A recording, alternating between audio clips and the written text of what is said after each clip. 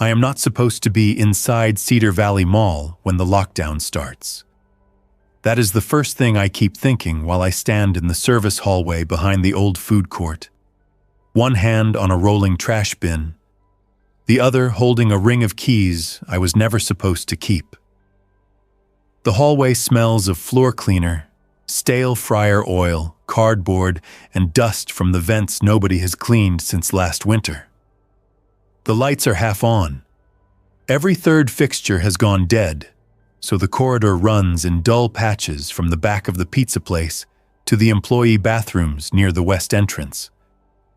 The mall has been closed since noon because of what the radio calls civil emergency restrictions. Not infection, not outbreak, not dead people getting back up. Civil emergency restrictions.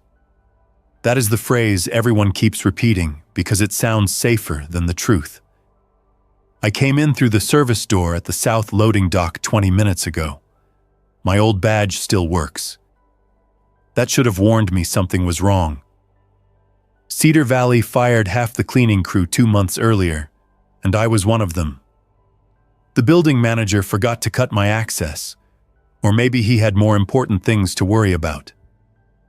I used to clean this place overnight.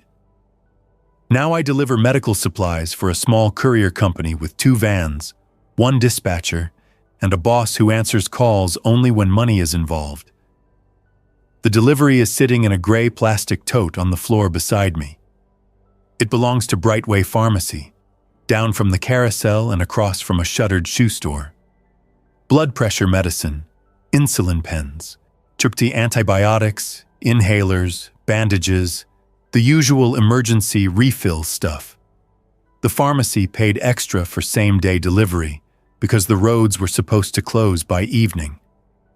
My dispatcher told me to leave it outside the west doors if nobody answered. I knew the west doors would be locked. I knew the pharmacy gate had a drop slot behind the register. I knew the service corridor route. So I used the badge. That is my mistake. The mall sounds empty until it does not. At first, it is just the ventilation system humming above the ceiling panels. Then a dull impact comes from somewhere out near the main concourse. A second one follows. Then glass rattles, far away but inside the building. I turn off the rolling trash bin's brake with my shoe and listen. A voice echoes through the open space beyond the hallway. A man is yelling near the food court. "Close it! Close it now!" A metal security gate slams down. The sound runs through the mall in pieces, each shutter catching and clattering while someone forces it into place. Then another voice, a woman this time, sharp and angry. "You can't lock us in here." I leave the trash bin where it is and pick up the pharmacy tote. The plastic handle bites into my fingers. I push through the swinging employee door behind the sandwich shop and step into the food court. The place looks wrong right away. Not destroyed, not empty, wrong. The chairs are stacked on tables because the mall shut down early. Several kiosks have plastic curtains pulled around the counters. The big skylight above the food court lets in gray afternoon light, and the rain outside streaks the glass in uneven lines. The decorative plants near the escalators have not been watered. A cleaning cart sits abandoned near the frozen yogurt place with a mop still in the yellow bucket. Maybe 30 people are spread across the food court and the first stretch of concourse. Some are shoppers who got trapped when security closed the entrances. Some are employees from stores that were told to shut down but not told where to go. A few wear mall security shirts. A few wear delivery uniforms. One man in a suit stands on a chair near the pretzel stand, with his phone held high, trying to get a signal. Nobody looks in charge, but several people are already trying. 2 security guards are pulling the heavy gate across the main west entrance. Outside the glass doors, shapes move through the rain. Not many yet. Maybe 6. Maybe 10. People on the sidewalk beyond the entrance are running past abandoned cars. One person stops at the glass and slaps both hands against it. He leaves dark smears on the door. I do not look too long. The guard nearest the doors curses, drops the gate into its floor track, and locks it with shaking hands. "Everyone away from the entrance," he yells. "Move back now." A woman holding a toddler starts arguing with him. "My husband is out there." The guard does not answer. He steps back from the gate and keeps looking through it. That is when I understand the lockdown is not official anymore. It is just people with keys trying to survive the next few minutes. I keep moving. The pharmacy is on the lower level, 2 corridors away, past the dead fountain and the old department store. I know the route with my eyes closed. Through a service hall behind the food court, cross the concourse near the closed toy store, past the family restroom, cut left near the massage chairs, and Brightway sits on the corner with a blue sign and a roll-down gate. The main floor smells of rainwater tracked in from the entrances. Somebody has spilled soda near the smoothie kiosk. A child is crying near the escalators. The escalators are still running, moving nobody up and nobody down, their steps folding into themselves with that steady mechanical grind I heard every night for 3 years. I pass a group of teenagers kicking at the gate of an electronics store. "Phones are dead, idiot," one of them says. "Power banks," another answers. "Chargers, radios, something." A man in a sports jersey is already at the glass doors of a sneaker store, using a metal stanchion to pry the lock. His friend keeps saying, "Come on, come on, come on," while looking back toward the west entrance. People always go for the wrong things first. I am watching it happen in real time. Sneakers, phones, jewelry, cash drawers, designer jackets, things that mattered yesterday, things with no use when water stops running and medicine runs out. I do not say anything. People do not listen when panic gives them a plan. I reach Brightway Pharmacy and find the gate halfway down. The lights are on inside. A woman in a white coat is kneeling behind the counter, pulling orange prescription bottles from bins and shoving them into canvas shopping bags. She has short black hair pinned messily behind her head. Her name tag says Rana Patel. I remember her from overnight shifts, since she used to leave coffee for the cleaners when the pharmacy staff had inventory nights. "Dr. Patel," I say. She looks up fast and grabs a stapler from the counter before she recognizes me. "Eli?" I lift the tote. "Delivery. I was told to drop it outside if nobody answered." She laughs once, but it is not a happy sound. "You picked a bad day to be responsible." I crouch and slide the tote under the gate. "Do you know what's happening?" She pulls it toward herself and opens the lid. I know enough. People are coming in sick. People are getting hurt. Police scanners went silent 15 minutes ago. The hospital pharmacy called us to ask for insulin and antibiotics. Then the call dropped. That was before the mall locked. The mall intercom clicks overhead. Everyone freezes. A soft tone plays. The same pleasant chime that used to announce lost children and holiday hours. Then a man's voice comes on, too close to the microphone. "Attention, guests and staff. For your safety, Cedar Valley Mall is now under emergency shelter procedure. Please remain calm and move away from all exterior doors. Mall security is coordinating with local authorities. Do not attempt to leave the building." The speaker crackles. Somewhere near the entrance, a woman screams at the ceiling. The voice comes back, rougher. "Do not open any exterior doors. Repeat, do not open any exterior doors." The intercom cuts off. Dr. Patel presses both hands flat on the pharmacy counter. Shelter procedure. That's what they call being trapped. I look down the concourse. More people are arriving from the department store wing. A family with 2 carts. A man carrying a stack of blankets from a bedding store. 2 employees from the movie theater, still wearing black polo shirts, one holding a box of candy against her stomach. The mall is not full, but it has enough people to become a problem. "Can you close the gate?" I ask. "It jams 6 inches from the floor," she says. "Maintenance was supposed to fix it last month." "I can get it down." She studies me. "You still know this building?" "Better than the people giving orders." "Then don't stay in the open." I set the tote inside and move to the gate motor panel. The lock housing is bent.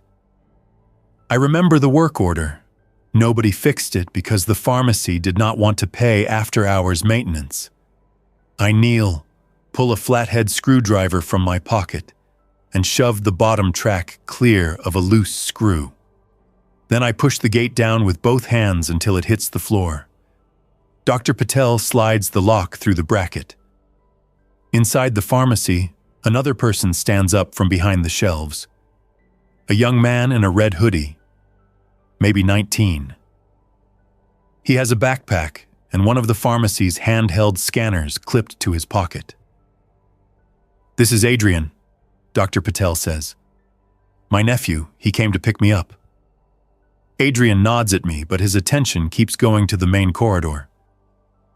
"You need to stay here," Dr. Patel tells me.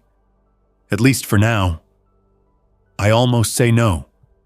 I almost say I need to get back to my van. Then something hits the west entrance hard enough for the sound to carry all the way across the mall. Not a hand this time. A body. The glass does not break, but the impact makes everyone nearby move backward. The security guard yells again. More voices rise. The sneaker store gate pops open with a metallic snap, and the 2 men cheer before running inside. Dr. Patel watches them. This place is going to turn ugly before the infected even get inside. That is the first time I hear someone say infected out loud. It settles over the pharmacy in a way the official alerts never did. Not rioters, not sick persons, not distressed individuals. Infected. I look at the floor, at the gray tile I used to mop every night. A broken plastic straw lies under one of the benches. A receipt sticks to a wet footprint near the massage chairs. Everything is normal in small pieces, but the whole building has changed.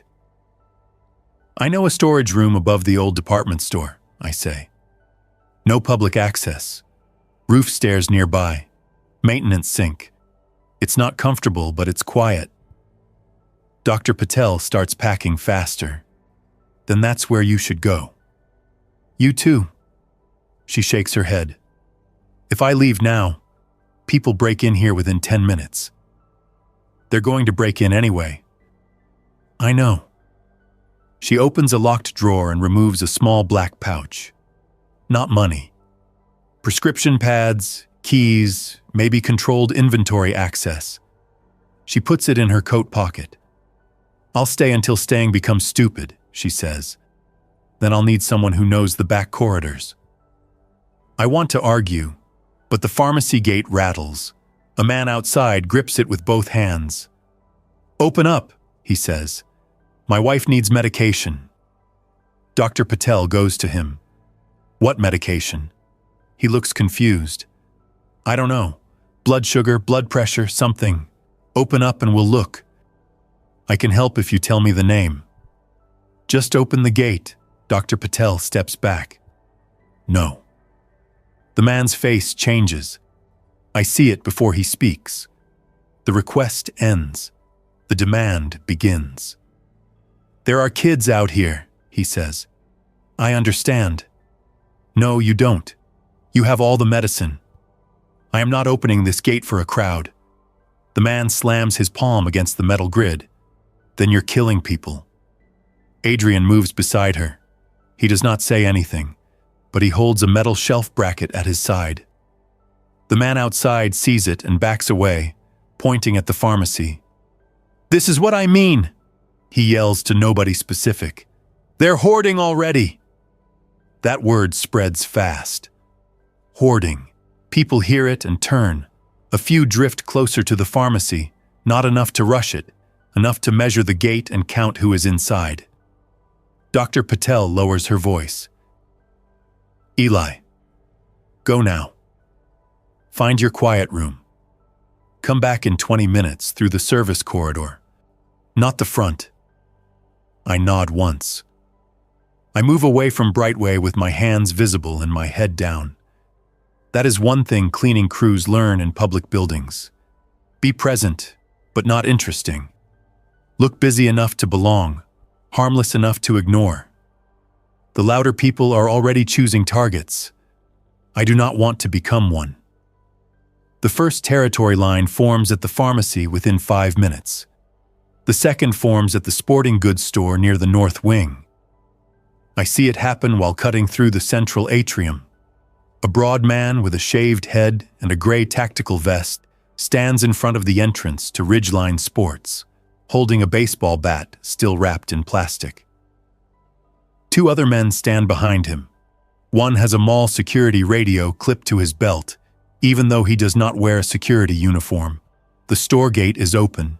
Inside, people are stripping shelves, camping stoves, water filters, folding knives, flashlights, protein bars, heavy jackets, backpacks.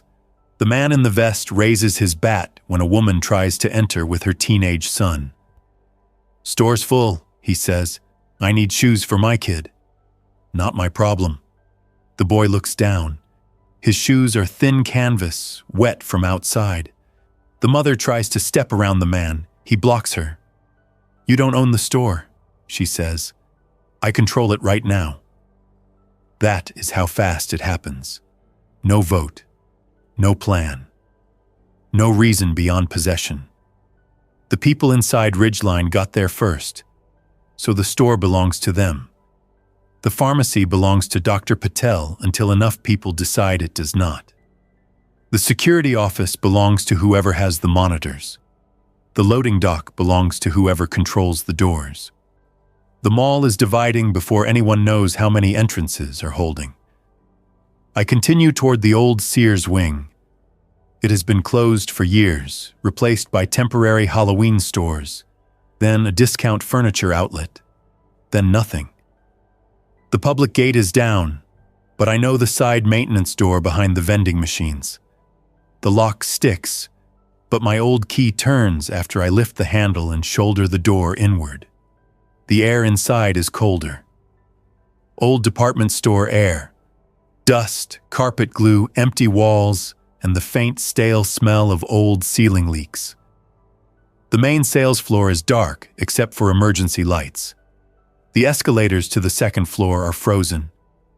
A plastic banner from a liquidation sale hangs twisted near the ceiling. This place used to feel huge during night cleaning.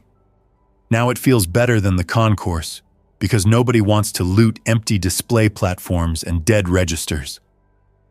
I lock the maintenance door behind me and cross through the old shoe department. My footsteps sound too loud. I stop twice to listen. Nothing inside. From beyond the wall, the mall noise continues in waves, shouting, rolling carts, distant impacts at glass, the intercom clicking without a message. I reach the employee stairs and go up to the second floor, then through a gray door marked "Authorized Personnel Only." The stairwell smells of damp concrete. The battery lights are working. At the top is a narrow landing with access to the roof, the air handler room, and a forgotten maintenance storage area that connects to the old department store offices. This is where I plan to hide for 10 minutes. Maybe call my dispatcher. Maybe wait for police to take control. That plan is already dead. The storage room has metal shelves, old mop heads, 2 cases of toilet paper, several boxes of air filters, a broken floor buffer, a stack of caution signs, and a sink with cold water. The water still runs. I turn it on low, watch the stream for 3 seconds, then turn it off. Water matters now. The room has no window, but the roof access door across the landing has a small wire glass pane. Through it, I can see the rainy sky and the edge of the parking lot beyond the parapet. My phone has 1 bar, then none. A text from my dispatcher sits unsent on the screen. "Where are you?" I type back.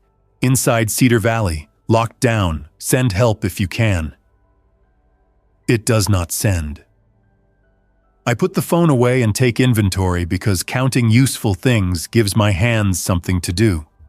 Screwdriver, box cutter, mini flashlight, half roll of duct tape, 1 protein bar, my delivery clipboard, keys, wallet, phone with 62% battery, no water bottle, no jacket, no weapon beyond tools, no plan beyond not being seen. Downstairs, somebody starts screaming. Not one quick scream. A crowd reaction. Then running. I step out of the storage room and go to the roof door. From the little pane, I can see the west parking lot. Cars sit at strange angles near the entrance. One has its driver door open, windshield wipers still moving. The rain makes everything muted. People run across the lot toward the mall, then veer away when they see the gates. A small cluster of infected gathers near the west entrance. More are coming from the road beyond the outer stores. The infected do not move the same way. Some stumble. Some walk with purpose but no coordination. One woman in a red coat keeps hitting the glass doors with both forearms, stops, turns toward a sound I cannot hear, then hits the doors again. A man crawls near the curb until another infected drops beside him. I turn away before I see more. This is real. The thought is simple and useless. I need practical information, not big conclusions. How many are outside? Which entrances are still secure? Who inside has keys? Who is already making things worse? I go back down. The old department store is still empty, but the mall outside has changed in 10 minutes. The food court is crowded now. People have dragged tables into lines near the west entrance, not close enough to reinforce the doors, just close enough to feel helpful. The security guards are arguing with a man in a suit who says he is the assistant general manager. I remember him, Brent Halverson. He used to complain if cleaning crews parked near the public entrance after midnight. His hair is perfect even now, but his shirt is untucked, and he keeps touching the radio clipped to his belt. You can't just let random people decide where supplies go, Brent says. A guard named Lyle points toward the pharmacy wing. Then make a decision. I'm trying to establish a central command. Where? The security office. That office fits 6 people. Then we use the conference room upstairs. With what access? Half the people here don't have badges. Brent looks at the crowd. We need everyone calm. Lyle laughs. Go tell them. Nobody is watching the upper food court balcony, so I stay near the closed department store gate and observe. The mall has at least 4 centers of power now. Security has the office near the east corridor, cameras, radios, keys, and emergency contact lists. That sounds strong, but security is understaffed and already divided. The pharmacy has medicine and a locked gate. Ridgeline Sports has tools, camping supplies, and men who want to control who gets near them. The supermarket wing near the old department store has food. It is not a real supermarket, just a small urban grocery added during the mall's failed renovation. Still, it has bottled water, canned soup, crackers, baby formula, pet food, cleaning supplies, and batteries. That makes it more valuable than every jewelry store combined. People figure that out slowly. At first, The sneaker store and electronics store get hit hardest. People run out carrying boxes, tablets, game consoles, headphones, clothes with tags still on them. One woman drags 3 winter coats over one arm and laughs while saying, "I'm not freezing in here tonight." Another man carries a television from the electronics store until he realizes there is nowhere to plug it in if power fails. He leaves it near the fountain and goes back for speakers. Then a young mother near the fountain asks if anyone has baby wipes. Nobody answers. The mall shifts. Within minutes, the crowd turns toward the grocery wing. I am already moving that way because I know what comes next. The grocery store is called Fresh Harbor Market, a name chosen by someone who never saw the delivery hallway where its trash leaked every summer. It sits behind a decorative fake brick entrance with double glass doors and a small checkout area. Its gate is open because the manager closed in a rush. A line forms, then breaks, then forms again in a worse shape. A woman in a green apron stands on a checkout counter, holding both hands up. "Please take only what you need," she says. "We have to make this last." A man near the front says, "Who put you in charge?" "I work here." "That doesn't put you in charge." "She knows the inventory," another woman says. "I know my family needs food." The argument turns into pushing near the bottled water. A case drops and splits open. Bottles roll across the floor. People bend to grab them, and then people behind them push forward because bent bodies look like opportunity in a panic. A teenage girl falls. Her father yells. Someone swings a shopping basket. The woman on the checkout counter keeps saying, "Stop, stop, stop," but her voice disappears under the noise. I grab 2 loose water bottles from under a display shelf and back away. I should leave. Instead, I step behind the customer service counter, lift the pass-through, and enter the stockroom. Nobody stops me. People only watch the shelves they can see. The stockroom is narrow and overfilled. Not much, but enough to matter. Paper towels, cleaning chemicals, 2 stacked cases of bottled water, crates of canned vegetables, a box of disposable gloves, a first aid kit on the wall, employee jackets, a fire extinguisher, a mop sink, rear service door leading to the corridor behind the old department store. I take 1 case of water and drag it behind a stack of paper towels. Then I stop. This is the first real choice. If I hide it, I become one more person carving territory out of panic. If I bring it out, the crowd rips it apart in 30 seconds. If I leave it, someone else finds it and maybe uses it better. Maybe not. The stockroom door opens. The grocery employee in the green apron slips inside and shuts it behind her. She sees me and flinches, then recognizes the old cleaning badge clipped to my shirt. "You're not stealing from us, right?" I look at the case behind the paper towels. I haven't decided. She stares at me for a second, then nods in a tired, practical way. Honest answer. Fine. Her name tag says Tessa. "They're clearing the front shelves," she says. "Water first, then snacks. Nobody's touching the canned beans." They will. Not before taking chips and soda. "There's a shut-off valve in the service hall," I say. "If the sprinklers trip or a pipe breaks, this stockroom floods." She looks at the ceiling. "Great. I know a storage room upstairs, safer than here. Not for everyone, maybe for supplies. Are you offering help or asking for a cut?" The question lands clean. No insult, just reality. "Both," I say. "I need water. You need a place people don't know." Tessa listens to the crowd outside. Something hits the grocery door. A man shouts that he paid taxes, which makes no sense here.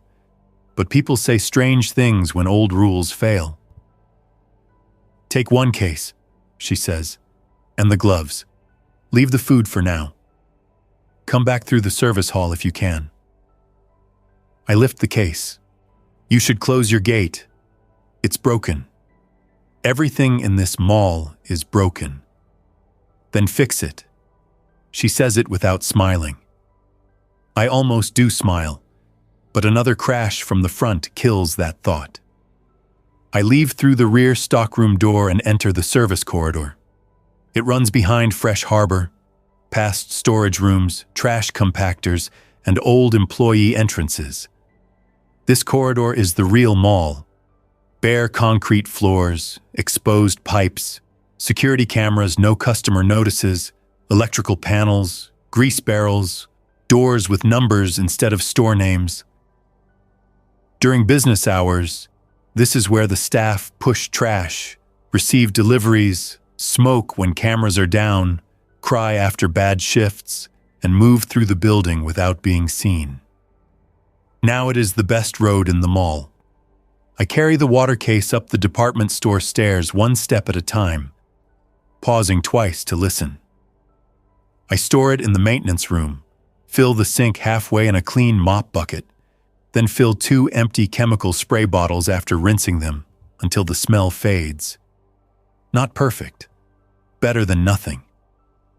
When I return downstairs, the first infected is already inside. Not through the main doors, through the east service entrance. That is the part nobody wants to think about. Public doors are visible. People guard them because people can see them.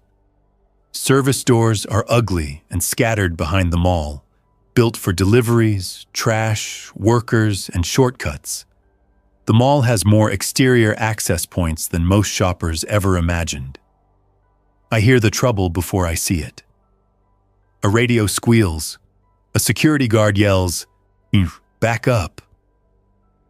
Then a sound I recognize from years of working around loading docks, a rolling metal door rattling against its guides.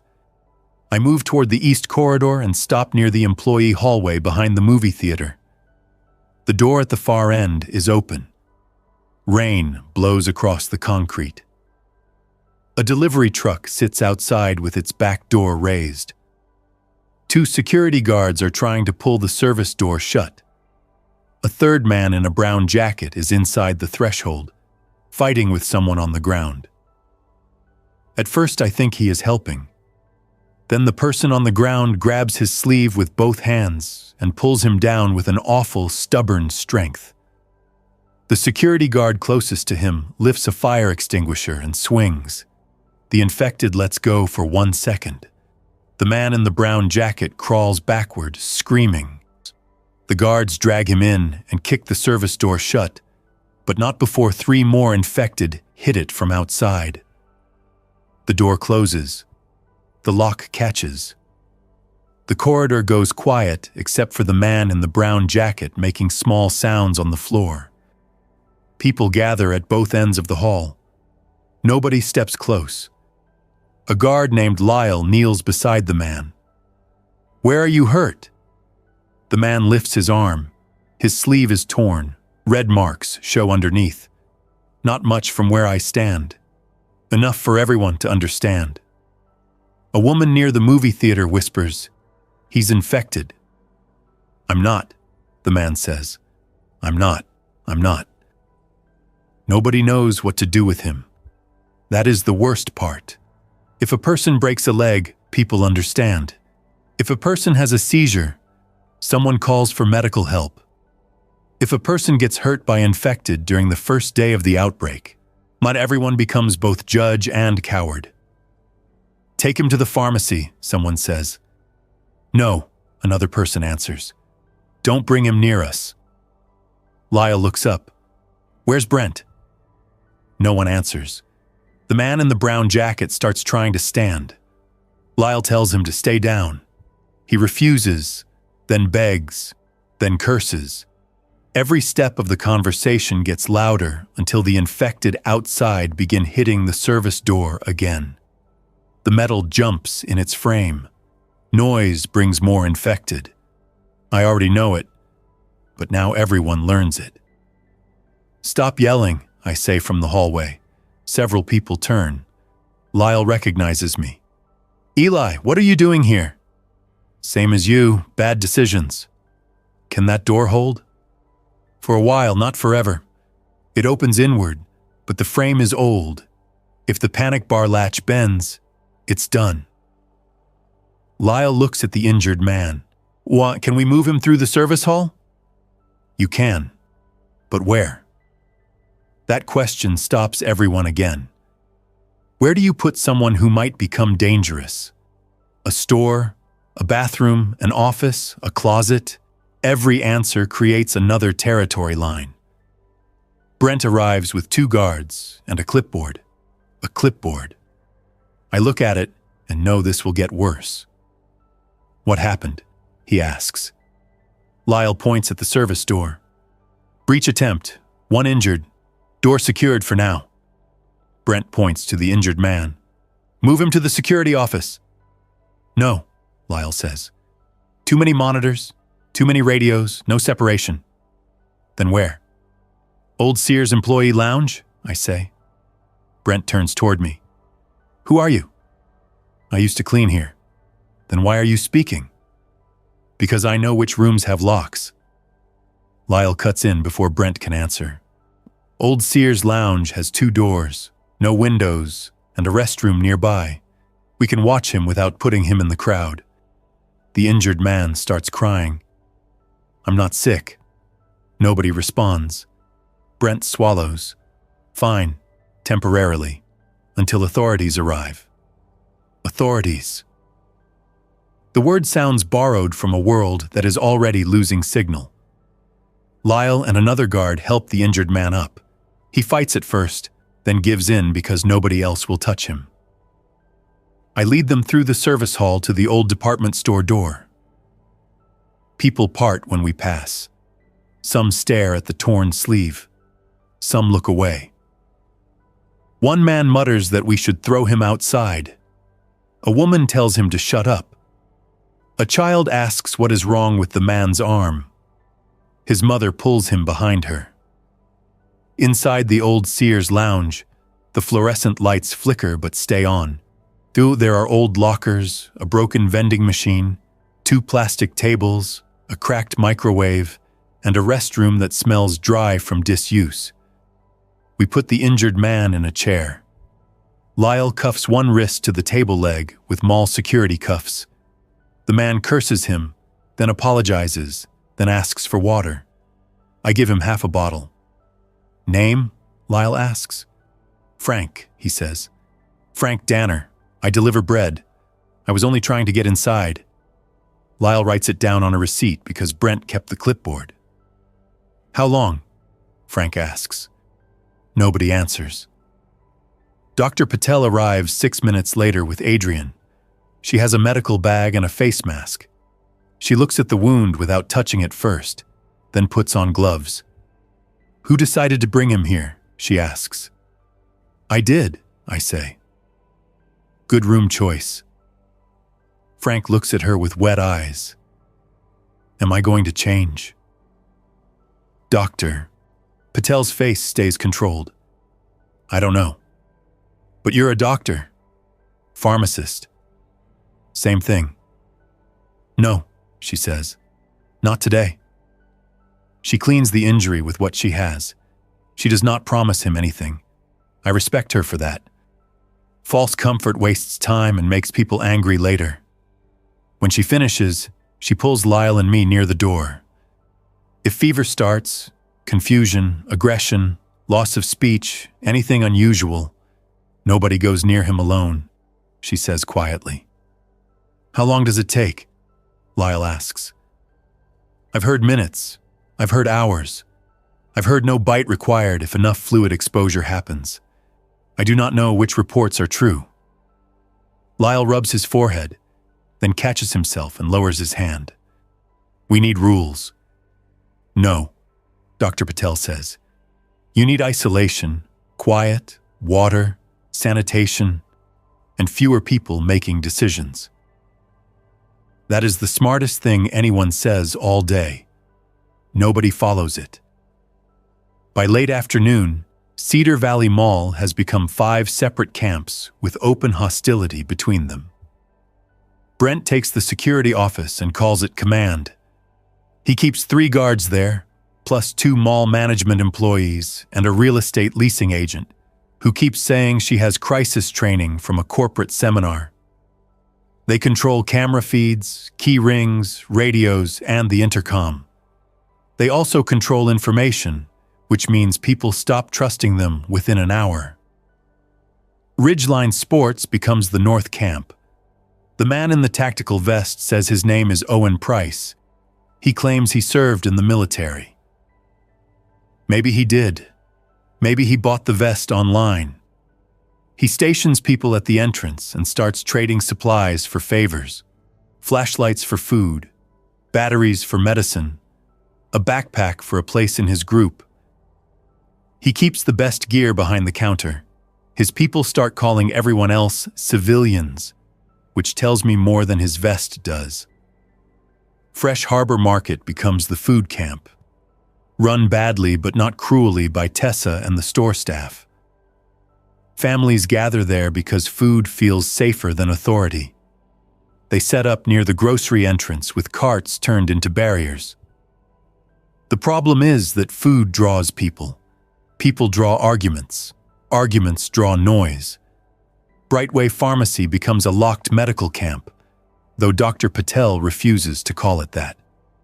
She helps through the gate 1 person at a time.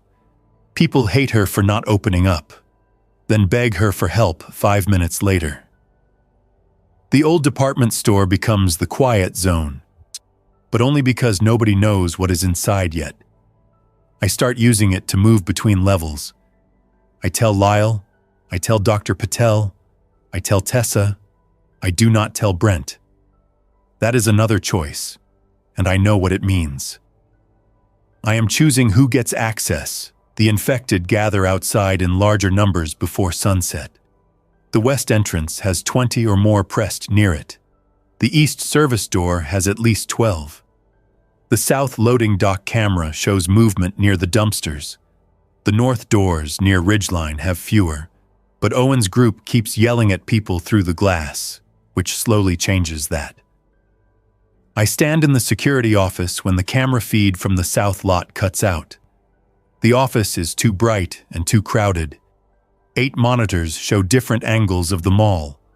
Some work, some flicker. One shows only rain on the lens. Do a radio's charge on a shelf. A wall map shows evacuation routes in clean red lines that no longer mean anything. Brent stands under it with a marker in his hand. "We need a full head count," he says. Lyle looks at the monitors. "We need people away from doors. We need both. We can't do both." Brent caps the marker hard. "This is why we need organized teams." I point at the monitor showing the south loading dock. That camera went down 2 minutes after 3 infected moved under it. Brent stares at me. Meaning? Meaning either it failed, or someone outside hit it, or someone inside turned it off. Why would someone inside turn it off? To use the dock without being seen. The room gets quiet. Brent looks at the guard near the radio. "Who has South Dock keys?" "Security, maintenance, Fresh Harbor receiving, to movie theater manager, building management." "Can those doors be opened from inside without a key?" I answer before the guard can. "Yes, panic bar." Brent frowns. "That violates security policy." "Take it up with the door." Lyle almost laughs. He stops himself. Brent grabs the radio. "All units, confirm south loading dock secure." Static. No answer. He repeats it. Still nothing. I move toward the door. Brent says, "Where are you going?" "To check the dock." "I didn't authorize that." "Then authorize someone else." Nobody moves. That settles it. Lyle goes with me. He has a baton and a flashlight. I have a screwdriver and a fire extinguisher from the hallway. We do not use the main corridor. We cut through the old department store, down the employee stairs, and into the service hall behind the theater. I show him the quieter route, the one that avoids the grocery crowd. "You've been moving around this place all afternoon?" he asks. "Yes." "Why?" "Because staying in one spot means trusting whoever controls it." He accepts that. The service hallway near the south dock is darker. Emergency lights glow red near the ceiling. The smell changes before we reach the door. Rain, trash, wet cardboard, and something burnt from outside. A forklift sits parked near the wall. Several pallets block part of the corridor. One has been moved recently. Fresh scrape marks show on the concrete. Lyle sees them too. Someone came through. We move slower. At the dock entrance, the inner fire door is open. Beyond it, the short receiving corridor leads to the roll-up bay and a smaller man door. The man door is shut, but the deadbolt is not engaged. Rainwater runs under it. Lyle lifts his radio. "Security to command. South dock inner door open. Investigating." Static answers. He tries again. Nothing. I point at the ceiling. The signal repeater box has no light. Someone cut power to it, or it failed. Then we hear whispering beyond the pallets. Lyle raises his flashlight. "Mall security, come out." Two people step from behind stacked boxes. A man and a woman, both wearing fresh harbor aprons. The man holds a crowbar. The woman holds a duffel bag filled with food. "Don't," she says. Lyle lowers the flashlight a little. "What are you doing?" "Leaving." "You opened the dock?" The man with the crowbar says, "We were going to." "You'll let them in." "Staying here will get us killed," the woman says. "The road behind the mall is clear. We saw it on camera before it went out." "You took the camera down?" I ask. The man does not answer. Lyle shifts his stance. "Put the bag down." "No," the woman says. "We worked for that food. We stocked it. We unloaded it. We know what's in this place. We are not waiting for those people to strip it clean and then decide workers don't matter." That part hits harder because she is not completely wrong. Lyle says, "You open that door. Every person inside this mall pays for it." The man with the crowbar looks at the man door. "Then come with us." A bang lands against the outside of the door. Everyone stops. Another bang. Then scraping. The infected heard us or followed the smell or gathered by chance. It does not matter. The exit is no longer quiet. The woman backs away from the door. The man grips the crowbar with both hands. Lyle whispers, "Move back." The deadbolt begins to turn, not from outside, from inside. There is a second person at the door, hidden by the wall. He must have been crouched there the whole time. He twists the thumb latch, desperate or stupid or both. I throw the fire extinguisher at his arm. It hits hard enough to knock his hand off the lock. He yells. Lyle rushes him and pulls him away from the door. The deadbolt stays open, but the latch holds. The outside impact grows louder. "Lock it!" Lyle yells. I grab the deadbolt and force it into place. The metal does not slide at first. The door shifts under another hit. I shove my shoulder against it, adjust the bolt, and feel it catch. Then I drag a pallet jack against the bottom of the door while Lyle pins the third worker against the wall. "You don't understand," the worker yells. "Oh, my car is right outside!" Lyle cuffs him with zip ties. "Not anymore." The woman with the duffel bag starts crying without sound. The man drops the crowbar. We escort them back through the service corridor. Not gently, not cruelly, just quickly. The door behind us keeps taking hits for the next full minute. Then the sound spreads. More impacts joining from farther down the loading bay. Noise brings more infected. By the time we return to the main floor, the mall has heard about the attempted escape. The story changes before it reaches the food court. Some say Fresh Harbor tried to abandon everyone. Some say security beat workers for taking food. Some say infected are already inside. Some say Brent ordered the South Dock opened for management only. Each version creates a new argument. Tessa stands in front of Fresh Harbor with both hands on a cart handle, facing her own employees and a crowd of angry shoppers. She sees the duffel bag and closes her eyes for half a second. Then she opens them and keeps going. "No one leaves through the dock," she says. "No one opens exterior doors. Food gets counted, water gets counted. If you want to help, help. If you want to yell, yell somewhere else." A man in a suit says, "You don't have the authority." Tessa turns on him. "Neither do you." People hear that. Some smile, some get angrier. Authority is breaking into pieces, but not all pieces are bad. Sometimes it means the person who actually knows the stockroom can speak. Brent uses the intercom at 6:10 p.m. "Attention, guests and staff. We are aware of rumors spreading through the mall. No infected persons are loose inside the building. Exterior doors remain secured. We are establishing supply stations and sleeping areas. Please cooperate with security and designated staff leaders." It is not entirely a lie. That makes it worse. Frank is still in the old Sears lounge, and nobody knows if he counts as infected yet. The injured worker from the dock has no bite, but he tried to open a door. Ridgeline has started charging people supplies to join the North Camp.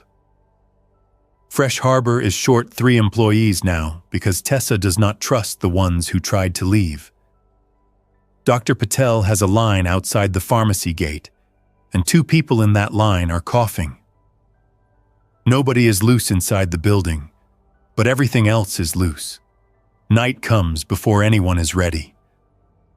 The mall lights stay on, but the skylights turn black.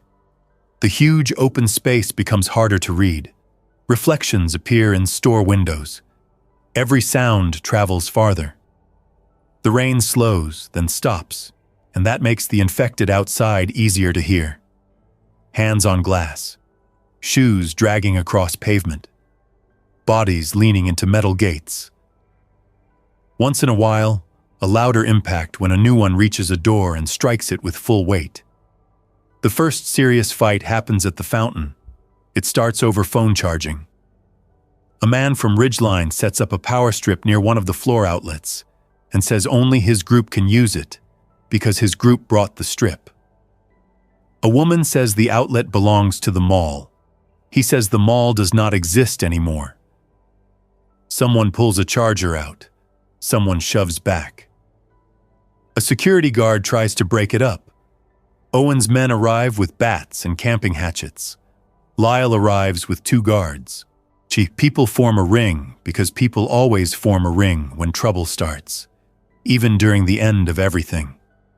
I stand near the 2nd floor railing above them with Adrian. We came through the back stairs to check the upper restrooms for supplies. Adrian holds a backpack filled with paper towels, hand sanitizer, and feminine hygiene products from a storage closet. "Should we help?" he asks. "No. That sounds bad. It is bad. So why not? Because if we run down there, we add 2 more bodies to a fight nobody can win." Below, Owen steps close to Lyle. "You don't control my people," Owen says. Lyle says, "Your people don't control common areas." "Common areas are dead. Stop pretending this is a mall. Then stop looting it." Owen smiles. "Looting? You mean gathering supplies? You should try it." Brent arrives late, which has become his habit. He pushes through the crowd and starts ordering everyone to separate. Nobody listens. His authority existed only while the lights were bright and the doors still felt temporary. The woman whose charger got pulled starts shouting that her mother is in the hospital and she needs her phone. The man from Ridgeline says everybody has problems. Another person throws a paper cup. It hits Owen's shoulder. One of his men lunges forward. Lyle grabs him. The ring closes. Then the infected outside the west entrance react to the noise. The glass doors begin shaking under repeated impacts. Everyone near the fountain turns. The fight ends without being solved. That becomes the pattern. Human conflict stops only when the infected remind everyone of a bigger threat. Nothing gets fixed. It only waits. Shocker Adrian grips the railing. How many are there now? I look toward the west entrance. Through the gate and glass, the outside is packed with bodies in the dark. The emergency lights above the doors paint them in red flashes. Some stand still until noise pulls them forward. Some press against others. A few hit the glass with open hands. One falls and disappears under the rest. Too many for that entrance, I say. Can it break? Yes. He looks at me. Tonight? I don't know. That becomes the most honest answer in the building. I don't know. At 8:30 p.m., Dr. Patel sends Adrian to find me. Frank has a fever. I go to the old Sears lounge with Lyle, Dr. Patel, and Adrian behind me. We use the service route, avoiding the concourse. Frank sits on the floor now, no longer in the chair. His cuffed wrist is red from pulling. His head hangs forward. The half bottle of water I gave him lies spilled under the table. The room smells sour and hot. Frank? Dr. Patel says from the doorway. He does not answer. Lyle lifts his flashlight. Frank turns toward it too slowly. His eyes are open, but he does not focus on anyone. His mouth works without words. Frank, Lyle says, can you tell me your last name? Frank pulls once against the cuff. Adrian steps backward. Dr. Patel raises one hand to stop him. Frank pulls again. The table shifts. It is a cheap plastic break room table with folding metal legs. I look at it and realize we made another mistake. We cuffed him to something movable. Back out, I say. Lyle sees it too. Everyone out! Frank lunges. The table flips with him. The metal leg bends and the cuff slips down toward the end. Lyle slams the door shut just before Frank reaches it. The impact lands against the other side. Dr. Patel turns away but stays standing. Adrian covers his mouth with one hand. The door has a narrow safety window. Through it, I see Frank on the floor, dragging the table behind him. He is not speaking anymore. He bites at the air near the window, then hits his face against the door. Once, twice, no hesitation, no pain response I can recognize. Just contact and repeated force. Dr. Patel closes her eyes for 1 second. Lyle looks at me. Can this door hold? Yes, if nobody opens it. That is the problem with every door. Frank keeps hitting it. The sound runs through the old department store and out into the service hall. Not loud enough for the exterior infected, maybe. Loud enough for people nearby. Brent arrives with 2 guards and the clipboard again. What happened? Dr. Patel removes her gloves carefully. He turned. Brent looks through the window, then steps back. We need to remove him. No, I say. Brent turns on me. This is not your decision. You open that door, it becomes everyone's problem. We can't leave an infected person inside the mall. Lyle says, he's contained. For how long? As long as the door holds. And if there's a fire, if we need that exit? This isn't an exit, I say. It's an old employee lounge. Brent's face gets red. I am trying to maintain safety. No, Dr. Patel says. You are trying to make the building look clean. That silences him. Frank hits the door again. The clipboard shakes in Brent's hand. From the service hallway, a woman's voice calls out. "What is that?" Lyle points at one of his guards. "Keep people back." Too late. By 8:45 p.m., the mall knows an infected man is locked inside old Sears. By 9 p.m., half the mall believes there are 10 infected in the walls. By 9:15 p.m., Owen from Ridgeline tells his group that security is hiding infected and lying about it. By 9:20 p.m., somebody writes "infected" inside on a mall directory with red lipstick. By 9:30 p.m., the first family tries to leave through the north entrance. I am near the upper maintenance corridor when the alarm goes off. Not the fire alarm, door alarm. A hard, repetitive electronic scream from the north wing. It hits the whole building and keeps going. People shout, chairs scrape. Someone yells for security. Someone else yells, "They opened it!" I run toward the north wing through the second-floor corridor. Not because I am brave, because if that door stays open, my quiet room and every back route stop mattering. The north entrance sits below the movie theater balcony, close to Ridgeline. When I reach the railing, the scene below is already bad. A man with a gray beard has opened one of the glass exit doors. His wife stands beside him with a backpack and 2 children. Owen's people are yelling at him from Ridgeline. A security guard runs toward the alarm panel. Outside, the family's minivan sits less than 50 feet from the entrance with its side door open. For 1 second, I understand the man completely. The van is right there. His children are right there. The mall is full of strangers fighting over water and power outlets. The infected outside this entrance are fewer than at the west doors. He sees a path. He thinks family can move faster than disaster. He is wrong. 2 infected come from behind the parked cars. Then 4 more from beyond the bus stop. The father sees them and pushes one child toward the van. His wife pulls the child back. The family splits in decision at the worst possible moment. The door alarm keeps screaming. "Close it!" Lyle yells from below.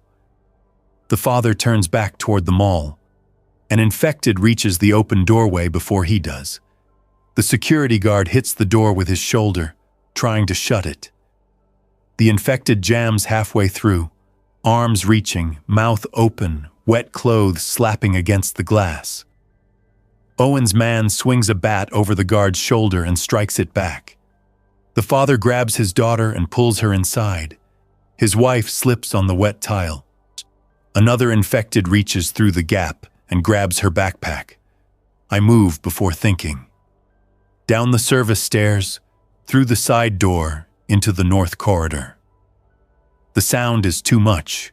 Alarm, people, metal gate, glass. The infected making low, broken sounds from the doorway. I grab a stack of metal crowd control posts near the theater queue and drag them toward the entrance. Not to fight. To block people from rushing closer. Adrian appears from nowhere and helps. His face is pale, but he moves fast. We tip the posts over, tangling the straps and bases in front of the crowd. Lyle and the guard force the door shut. Owen's man keeps swinging until Lyle shoves him back. "Stop! It's closed!" The infected outside slam into the glass. One of the panes cracks near the bottom. The door alarm continues. "Key!" the guard yells. Brent arrives out of breath. He has the wrong key ring. Lyle curses, grabs it, fumbles through keys, finds the alarm reset, and kills the sound. The silence afterward is worse. The father sits on the floor with both arms around his daughter. His wife is inside. Both children are inside. The backpack is gone. The minivan remains outside with the side door open, interior light glowing in the rain. Infected gather around it because the alarm and the open door brought them. Owen points at the father. "Put him out." The mother looks up. He was trying to save his kids. "He almost killed everyone," Owen says. Lyle steps between them. Nobody is putting anyone out. Owen laughs. That's why this place is going to fall. No, I say before I can stop myself. Josh, it's going to fall because everybody keeps making noise and calling it leadership. Owen turns toward me. His eyes move over my old badge, my dirty shirt, the screwdriver in my hand. You're the janitor, right? Used to be. Then clean something. Several people laugh because cruelty gives them a brief place to stand. I do not answer. I look at the cracked pane near the north door. It is small. It will spread. We need plywood, I say to Lyle. Or metal shelving, now. Lyle nods. Where?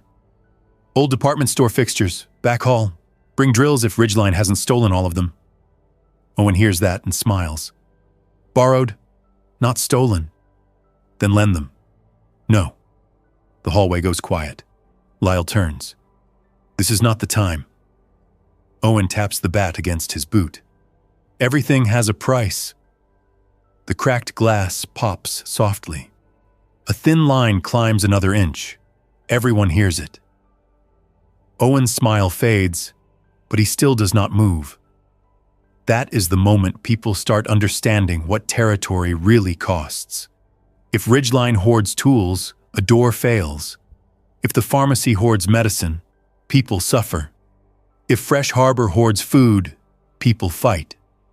If security hoards information, people make blind decisions. Some hoarding is survival. Some hoarding kills the whole building. Nobody agrees where the line is. Tessa arrives with 3 grocery carts stacked with metal shelving from her stockroom. Use these. Dr. Patel arrives with duct tape and gloves. Adrian brings a toolbox from the theater maintenance closet. Not enough. Enough to start. Owen watches people working around him. His group does not help until the crowd begins staring. Then he sends one man with a cordless drill, acting generous with something he should have offered 5 minutes earlier. We spend the next hour reinforcing the north entrance from inside with metal shelving, theater stanchions, plywood from a kiosk, and heavy benches. It is ugly and not strong enough for a long siege, but it spreads the pressure away from the cracked pane. The infected outside keep hitting the glass while we work.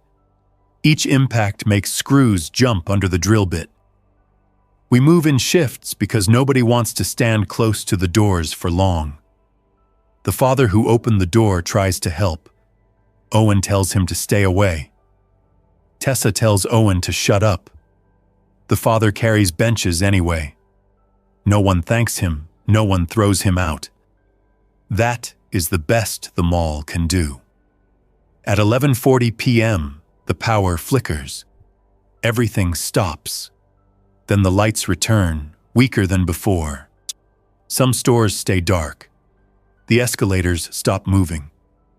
The ventilation system cuts out for 30 seconds, then restarts with a strained hum. Somewhere in the building, a backup unit kicks on and rattles through the ceiling. People cheer when the lights return. The cheer dies quickly because everyone heard what the flicker meant. The mall is not separate from the city. It is plugged into a failing world. Brent calls a meeting at midnight in the food court. He wants representatives from each area. That is the word he uses. Representatives. The mall has been locked down for less than 12 hours, and it already has factions. I do not want to attend. Lyle asks me anyway. You know the building, he says. That makes you useful. Useful gets noticed. You're already noticed. He is right. So I stand near the food court with Lyle, Doctor. Patel, Tessa, Owen, Brent, a movie theater manager named Carla, and 3 other people who decided they speak for groups because nobody stopped them. Around us, people pretend not to listen while listening to every word. Brent opens with rules. No exterior doors open under any circumstances. Supplies will be inventoried and distributed through central command. Sleeping areas will be assigned by zone. Security will patrol every hour. All medical decisions go through Dr. Patel. All food decisions go through Fresh Harbor. All equipment decisions go through people who have equipment, Owen says. Brent keeps talking. All equipment decisions go through Central Command. Owen steps closer. You don't command me. Brent looks at Lyle. Tell him. Lyle says, I don't command him either. Brent's mouth tightens. That's not helpful. It's true. Dr. Patel speaks next. We need quiet hours. No shouting unless there is a breach. No alarms unless needed. No music. No store raids without approval from someone who knows what is inside. Every person with injury from infected contact must be isolated immediately. A man from the bedding store camp says, Isolated where? No one wants to answer because Frank is still hitting the old lounge door every few minutes. I say, Old department store has empty offices. We can use 3 rooms, one for injuries, one for people exposed but not showing symptoms, one for storage. Brent says, That area is not approved for public use. I stare at him. He hears himself and looks away. Tessa says, Food needs rationing. Not tomorrow. Now. People already took most easy items. If everybody eats like normal tonight, breakfast becomes a fight. Owen says, My people have supplies. Tessa says, Your people have stolen supplies. My people secured what others were too slow to secure. That is theft with a speech attached. Several people react.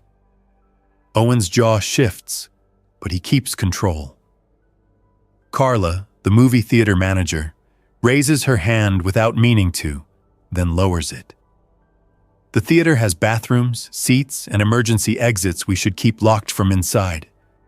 We also have candy and soda, but not real food. Candy is food, someone says from the crowd. For children, maybe, Tessa says. Not for keeping adults useful. The meeting continues for 20 minutes and solves less than it pretends. Still, some rules form because people are tired enough to accept structure. To sleeping zones, families in the movie theater halls, single adults in the food court, an old department store, injured and exposed in old Sears offices, Ridgeline in the north wing because Owen refuses to move, pharmacy locked, security office staffed. Supply rules, water counted, food counted, medicine distributed by need, tools shared for building security. Noise rules, no alarms, no shouting, no banging on doors, no generators near entrances. Door rules, exterior doors stay closed. Anyone attempting to open one gets restrained. That word causes trouble. Restrained by who? For how long? Under what authority? Nobody knows, so it remains vague. Vague rules become weapons later. At 1:20 a.m., I sit in the maintenance storage room above the old department store and drink 4 careful swallows of water. Not enough to feel satisfied. Enough to keep going. I eat half the protein bar and save the rest. Below me, people settle into bad sleep. The mall never gets quiet, but the noise lowers. Children fuss, adults whisper. The infected outside keep touching the building. Rain begins again. I should sleep. Instead, I make a map on the back of my delivery clipboard. Public entrances, West Main, North Theater, East Service, South Loading, emergency exits in Old Sears, emergency exits behind theater, roof access doors, maintenance ladder to lower roof, trash compactor bay, employee smoking door behind the salon, side exit in the closed arcade, fire corridor behind Brightway, receiving door behind Fresh Harbor. Too many doors. Then I list people with keys. Security. Lyle, Brent. Maybe 2 guards. Building management. Brent, maybe office staff, store managers. Tessa, you, Carla, Dr. Patel, Owen if he took keys from Ridgeline, unknown. Me, old cleaning badge, janitor ring, not all doors, enough. The last line matters most. Inside threats. Panic, hoarding, false authority, noise, exposure, sanitation, fire, power failure, hidden injuries. Outside threats. Increasing infected, blocked roads, no rescue visible, weather, darkness. I look at the list and realize the mall is not hard to enter. It is hard to keep closed. The doors were designed to let people out fast, not keep the dead outside. Fire codes saved lives for decades. Tonight, every emergency exit is a weakness. A soft knock comes at the storage room door. I grip the screwdriver. Who is it? Rana. I open the door. Dr. Patel steps inside with a small flashlight and a bag over one shoulder. She looks older than she did this afternoon. Not because her face changed, because the day removed every unnecessary expression from it. You should sleep, she says. So should you. That advice is available to everyone and followed by no one. She sits on an overturned bucket. I offer water. She takes one swallow, caps it, hands it back. I need your honest answer, she says. How long can this building hold? Against infected? Against everything. I look at the map. If people cooperate, maybe days. If power holds and water runs, longer. If people keep fighting, maybe not through tomorrow. She nods, not surprised. The pharmacy will be breached, she says. Maybe by infected, maybe by people. I can keep the gate down, but desperation changes math. Move the critical stuff. I started, and Adrian is hiding insulin and antibiotics in ceiling panels behind the consultation room. Bad place. If power fails, insulin warms. I know. The pharmacy refrigerator is already unstable. I need a cooler, ice packs, backup storage. Food court has ice machines. Can you reach them through the back? Yes. Then we do that before morning. I write it down. She sees my list. You're making a failure map. Someone should. You trust Lyle? Mostly. Tessa? Enough. Owen? No. Brent? No. She nods again. Same. A heavy impact comes from below. We both stop. Frank, then another impact. Slower. The old lounge door holding for now. Dr. Patel looks at the floor. I told him I didn't know. That was true. It was not enough. It was all you had. She accepts that without comfort. At 2:05 a.m., Adrian and I raid the food court ice machines. We move through the service corridor behind the restaurants. The food court looks empty from the customer side, but behind the counters it is a maze of narrow prep spaces, sticky floors, unplugged fryers, and storage racks. The ice machine behind the burger place still works. It drops fresh cubes into a half-full bin with a hollow clatter that sounds too loud in the dead mall. Adrian holds trash bags open while I scoop ice with a plastic pitcher. We double bag it, load it into 2 insulated delivery bags from the sandwich shop, then add frozen gel packs from a smoothie kiosk freezer. Is stealing from closed restaurants still stealing? Adrian asks. Yes. That simple? Yes. He thinks about it. Still doing it. Yes. That is the new world in 3 words. We bring the ice to Dr. Patel through the back route. She transfers medicine into a cooler and labels it with tape. Not everything, the most temperature-sensitive things. She moves fast, no wasted motion. Adrian watches her and tries to copy her calm. From the pharmacy gate, a man whispers, "Please, my son has asthma." Dr. Patel stops. She goes to the gate. "Where is he?" The man points toward the theater hallway. "Sleeping. He has 1 inhaler, almost empty. She asks questions: age, medication, dose, triggers. The man answers most. She fills a small paper bag and passes it through the gap under the gate. "You need to keep him away from dust, smoke, and crowds," she says. The man gives a quiet laugh that has no humor.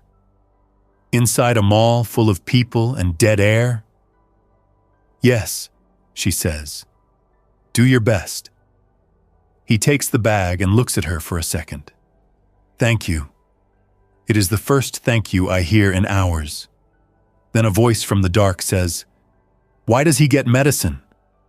The moment breaks. Dr. Patel turns. "Because he needs it. My wife needs sleeping pills. Sleeping pills are not emergency medication." She's panicking. So is everyone. The person steps closer.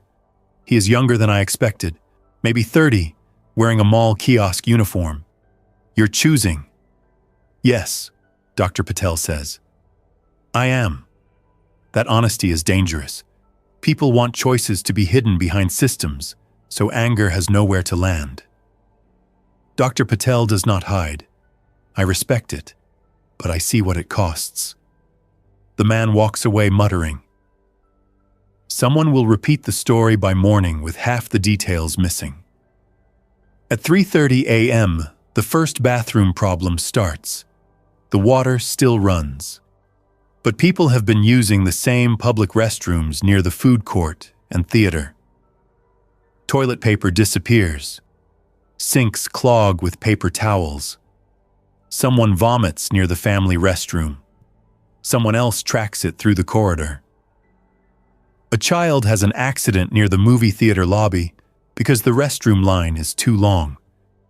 The smell begins to spread. Sanitation does not sound dramatic until it fails. Then it becomes everything. Tessa and I open 2 employee restrooms in the service hallway and assign them by zone. We put up signs written on cardboard: food court, theater, staff only crossed out, because staff only means nothing now. We bring trash bins outside the doors. We move hand sanitizer from a salon stockroom to a table near the corridor. We tell people not to throw paper towels in toilets. Some listen, some do not. Do people who would never behave badly in public become careless when shame has too many witnesses? At 4:10 a.m., a man from Ridgeline gets caught filling 3 backpacks with fresh harbor food. Tessa finds him in the grocery stockroom.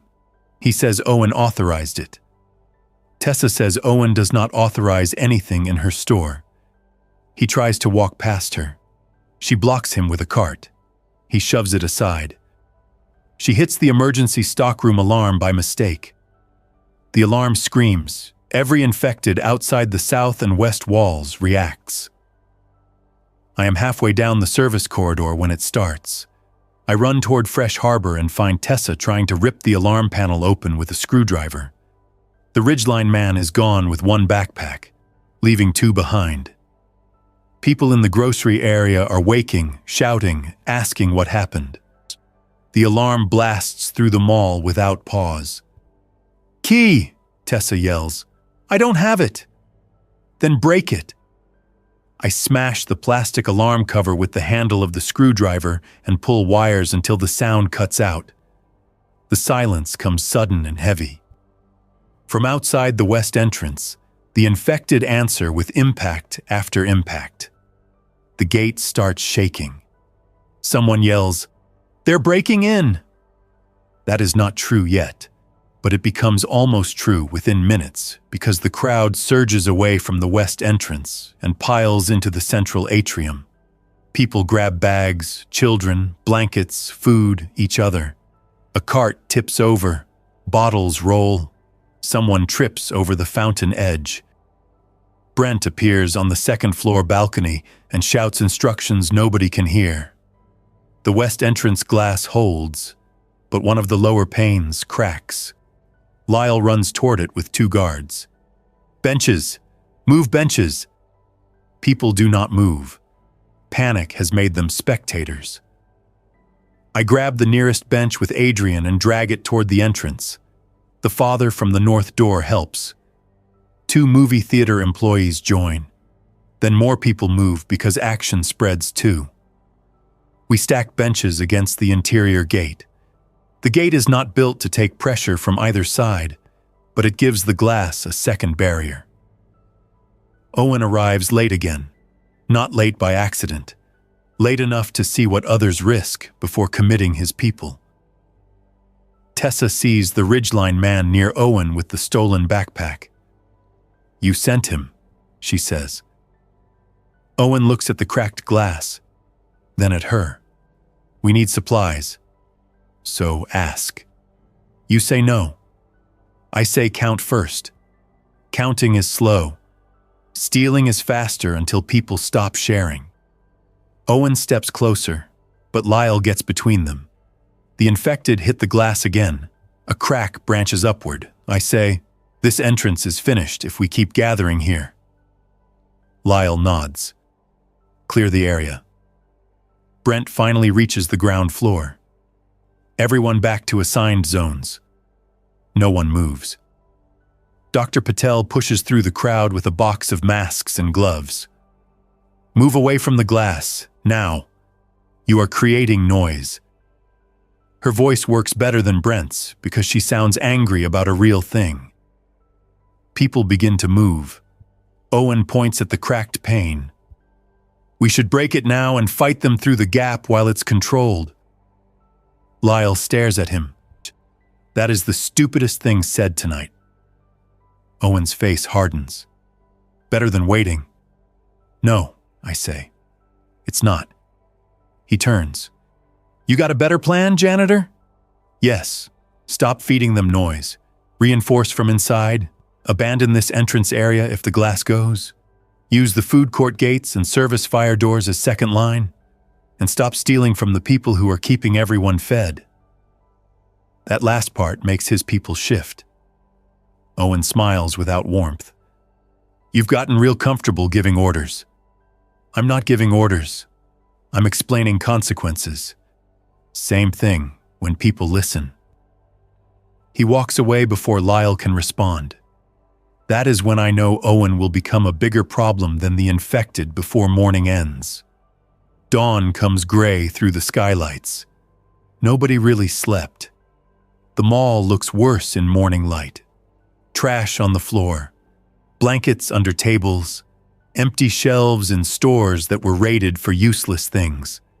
A stroller parked beside a pile of shoeboxes, phone chargers plugged into every reachable outlet, food court chairs dragged into barricades, smears on the glass doors where infected spent the night pressing against the entrances.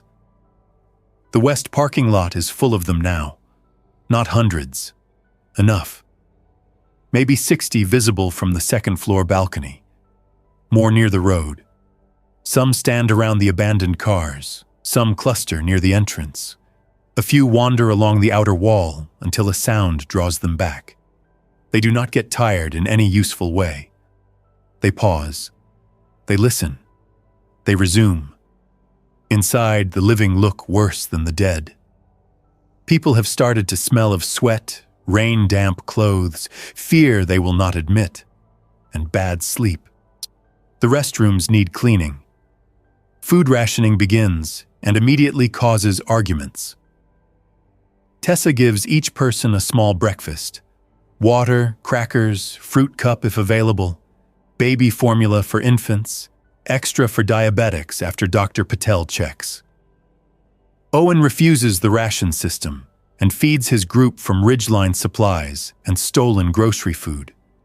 This makes people jealous. It also makes them notice Ridgeline has more than it admits. Brent announces another meeting at 8 a.m. No one wants it. We gather anyway because not gathering feels worse. This time, the crowd openly listens. People sit on tables, lean against pillars, stand in store entrances. Owen stands with 6 of his people behind him. Tessa has 2 grocery employees and the father from the north door. Dr. Patel has Adrian and the man whose son needed the inhaler. Lyle has 1 guard. Brent has his clipboard and less confidence than last night. Brent starts by saying, "We made it through the night."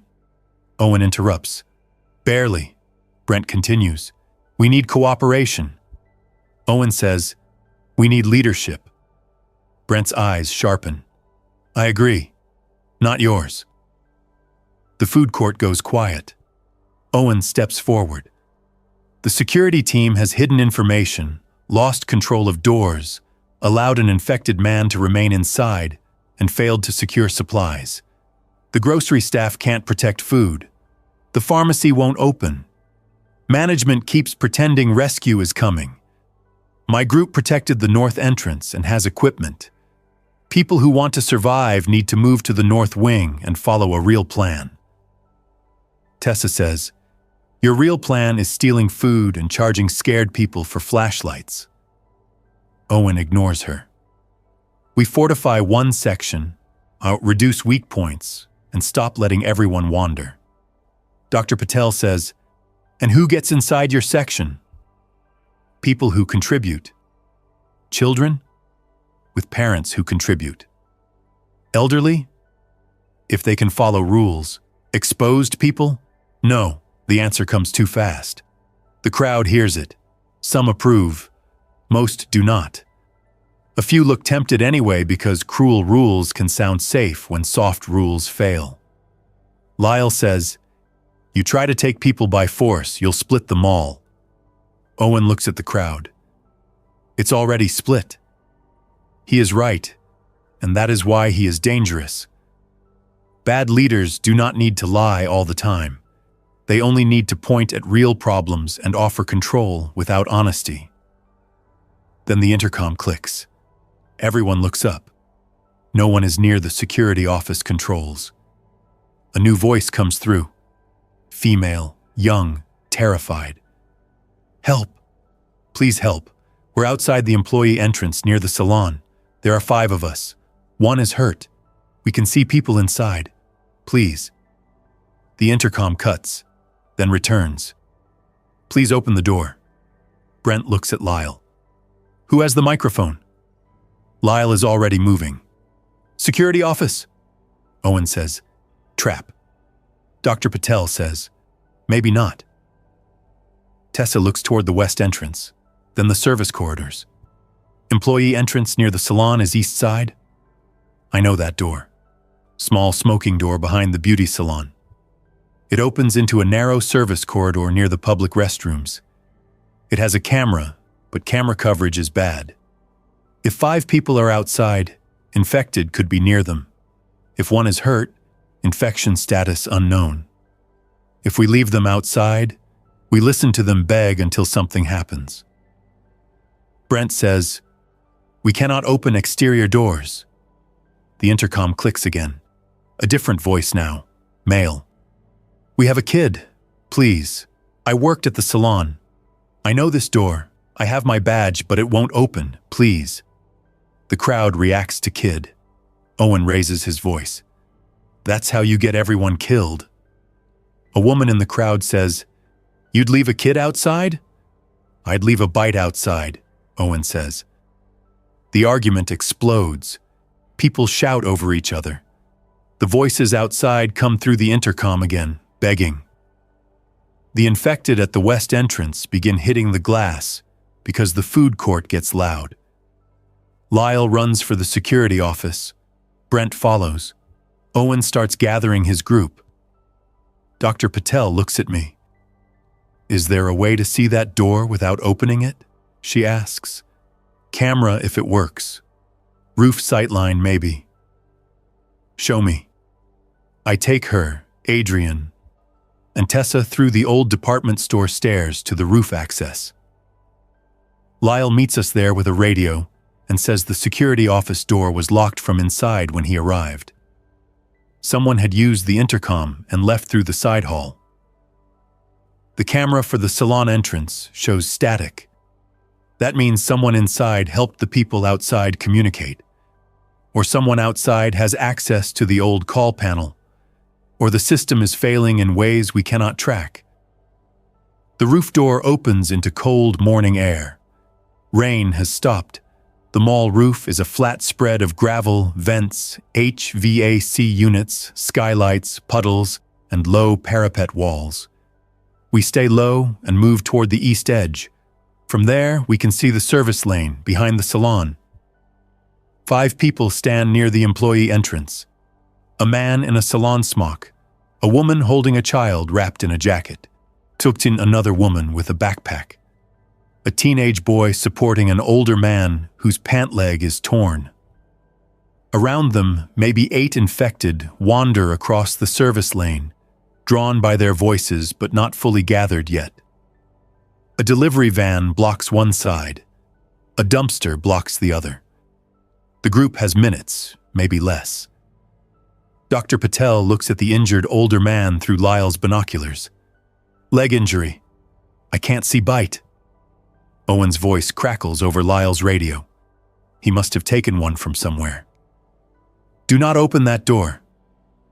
Lyle presses the radio button. Stay off this channel. Owen answers, You open it, my group seals the north wing. No one from your side enters. Tessa grabs the radio from Lyle. Then seal it and enjoy starving with camping gear. No response.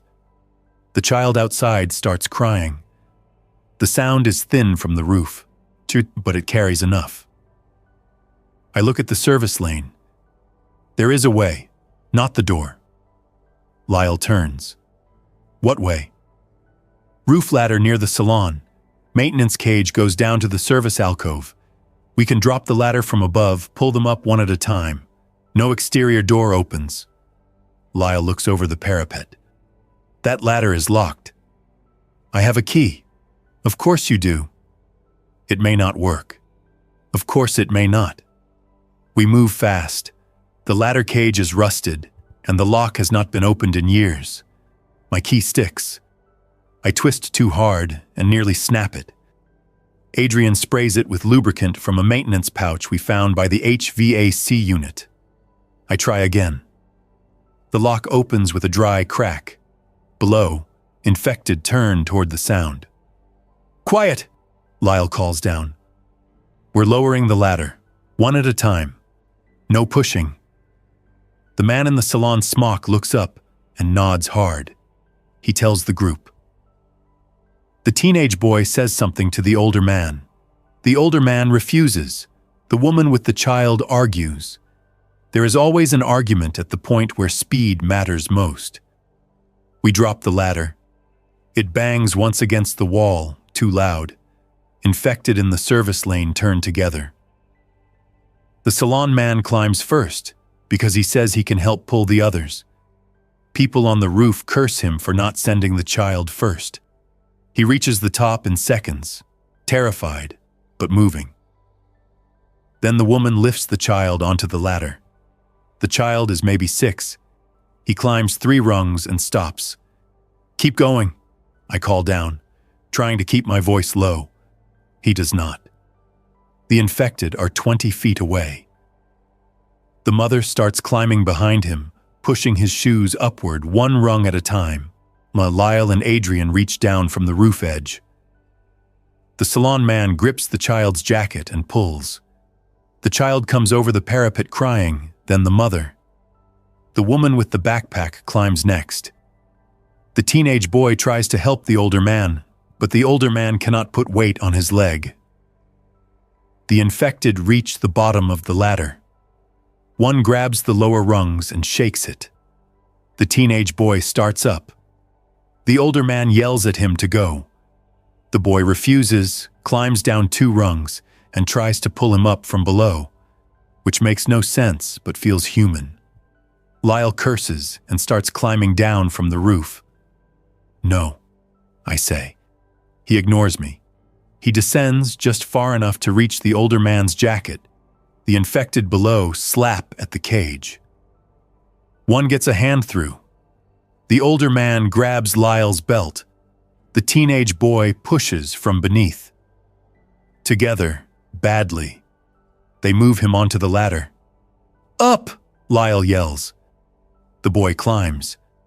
The older man climbs with 1 good leg and both arms. The ladder shakes under all 3. I grip the top rail with both hands. Adrian and the salon man grab Lyle when he comes within reach.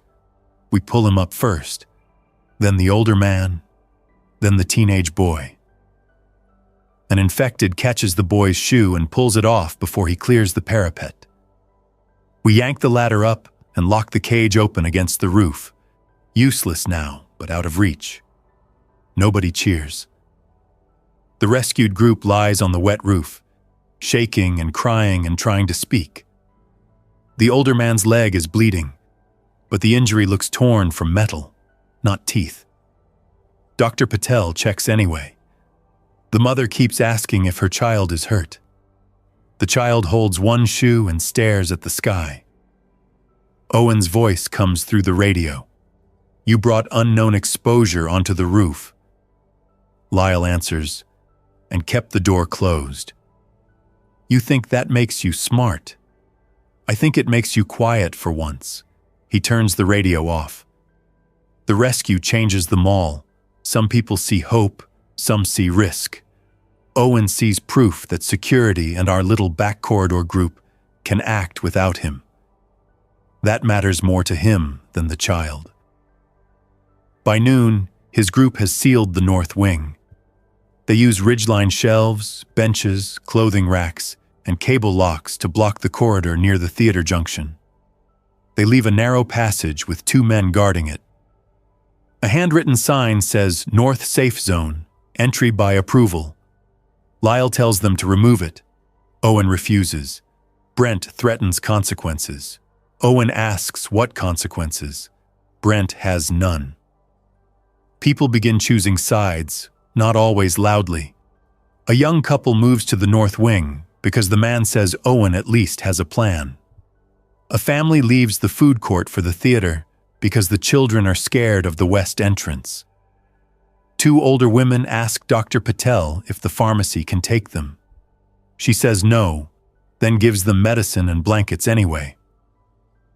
Tessa loses 4 more cases of canned food to theft, then starts sleeping in the stockroom with a box cutter in her hand. I spend the afternoon moving supplies into the old department store storage room. Not everything. Enough. Water, first aid items, sanitation supplies, tools, batteries, canned food no one wanted at first, 2 flashlights, tape, rope from a shuttered outdoor display, and 1 crank radio from electronics. I am building my own territory while telling myself I am not. That is the truth I do not enjoy looking at. At 2:40 p.m., the city emergency broadcast finally comes through on the crank radio. The signal is weak and repeats every few minutes. Residents are instructed to shelter in secure interior locations, avoid contact with infected individuals, do not approach hospitals, police stations, schools, or public shelters unless directed by emergency personnel. If exposed to bodily fluids from infected individuals, isolate immediately. Emergency services are limited. Remain indoors, conserve water, avoid unnecessary noise. Further instructions will follow. Further instructions do not follow. We play the message for Brent, Lyle, Tessa, Dr. Patel, and Carla. Owen refuses to attend unless it is broadcast publicly. Brent says that would cause panic. I laugh before I can stop myself. Brent looks offended. Something funny? Panic already lives here. Dr. Patel says, people need the truth. Brent says, people need calm. Tessa says, people calm down when rules make sense. Owen hears about the broadcast anyway. By 3:15 p.m., he tells his group that emergency services are gone and only the north wing is prepared. He is not fully wrong. Again, that is the problem. At 4 p.m., the water pressure drops, not to nothing, lower. The sinks still run, but weakly. Toilets refill slowly. The drinking fountains spit air before water. People notice immediately because by then everyone is watching every small failure. Tessa says we need to fill containers. Brent says we need to prevent hoarding. Dr. Patel says both. So we start filling everything clean enough to use. Mop buckets lined with trash bags, food storage bins, empty soda syrup containers from the food court after rinsing, large mixing bowls from the pizza place, plastic totes from closed stores, every bottle we can find. We label drinkable and washing water. We move some upstairs. We move some to the old department store. Owen's group blocks our access to the North Wing restrooms and fills Ridgeline coolers from the sinks there. He calls it responsible preparation. Tessa calls it theft from shared infrastructure. Both phrases describe the same act from different sides. At 5:30 p.m., Frank stops hitting the door. I am near the old Sears offices when I notice. For almost 20 hours, the sound came and went. Scraping, impact, a chair dragging, the table shifting, now nothing. Lyle comes with me. Dr. Patel stays back, but close.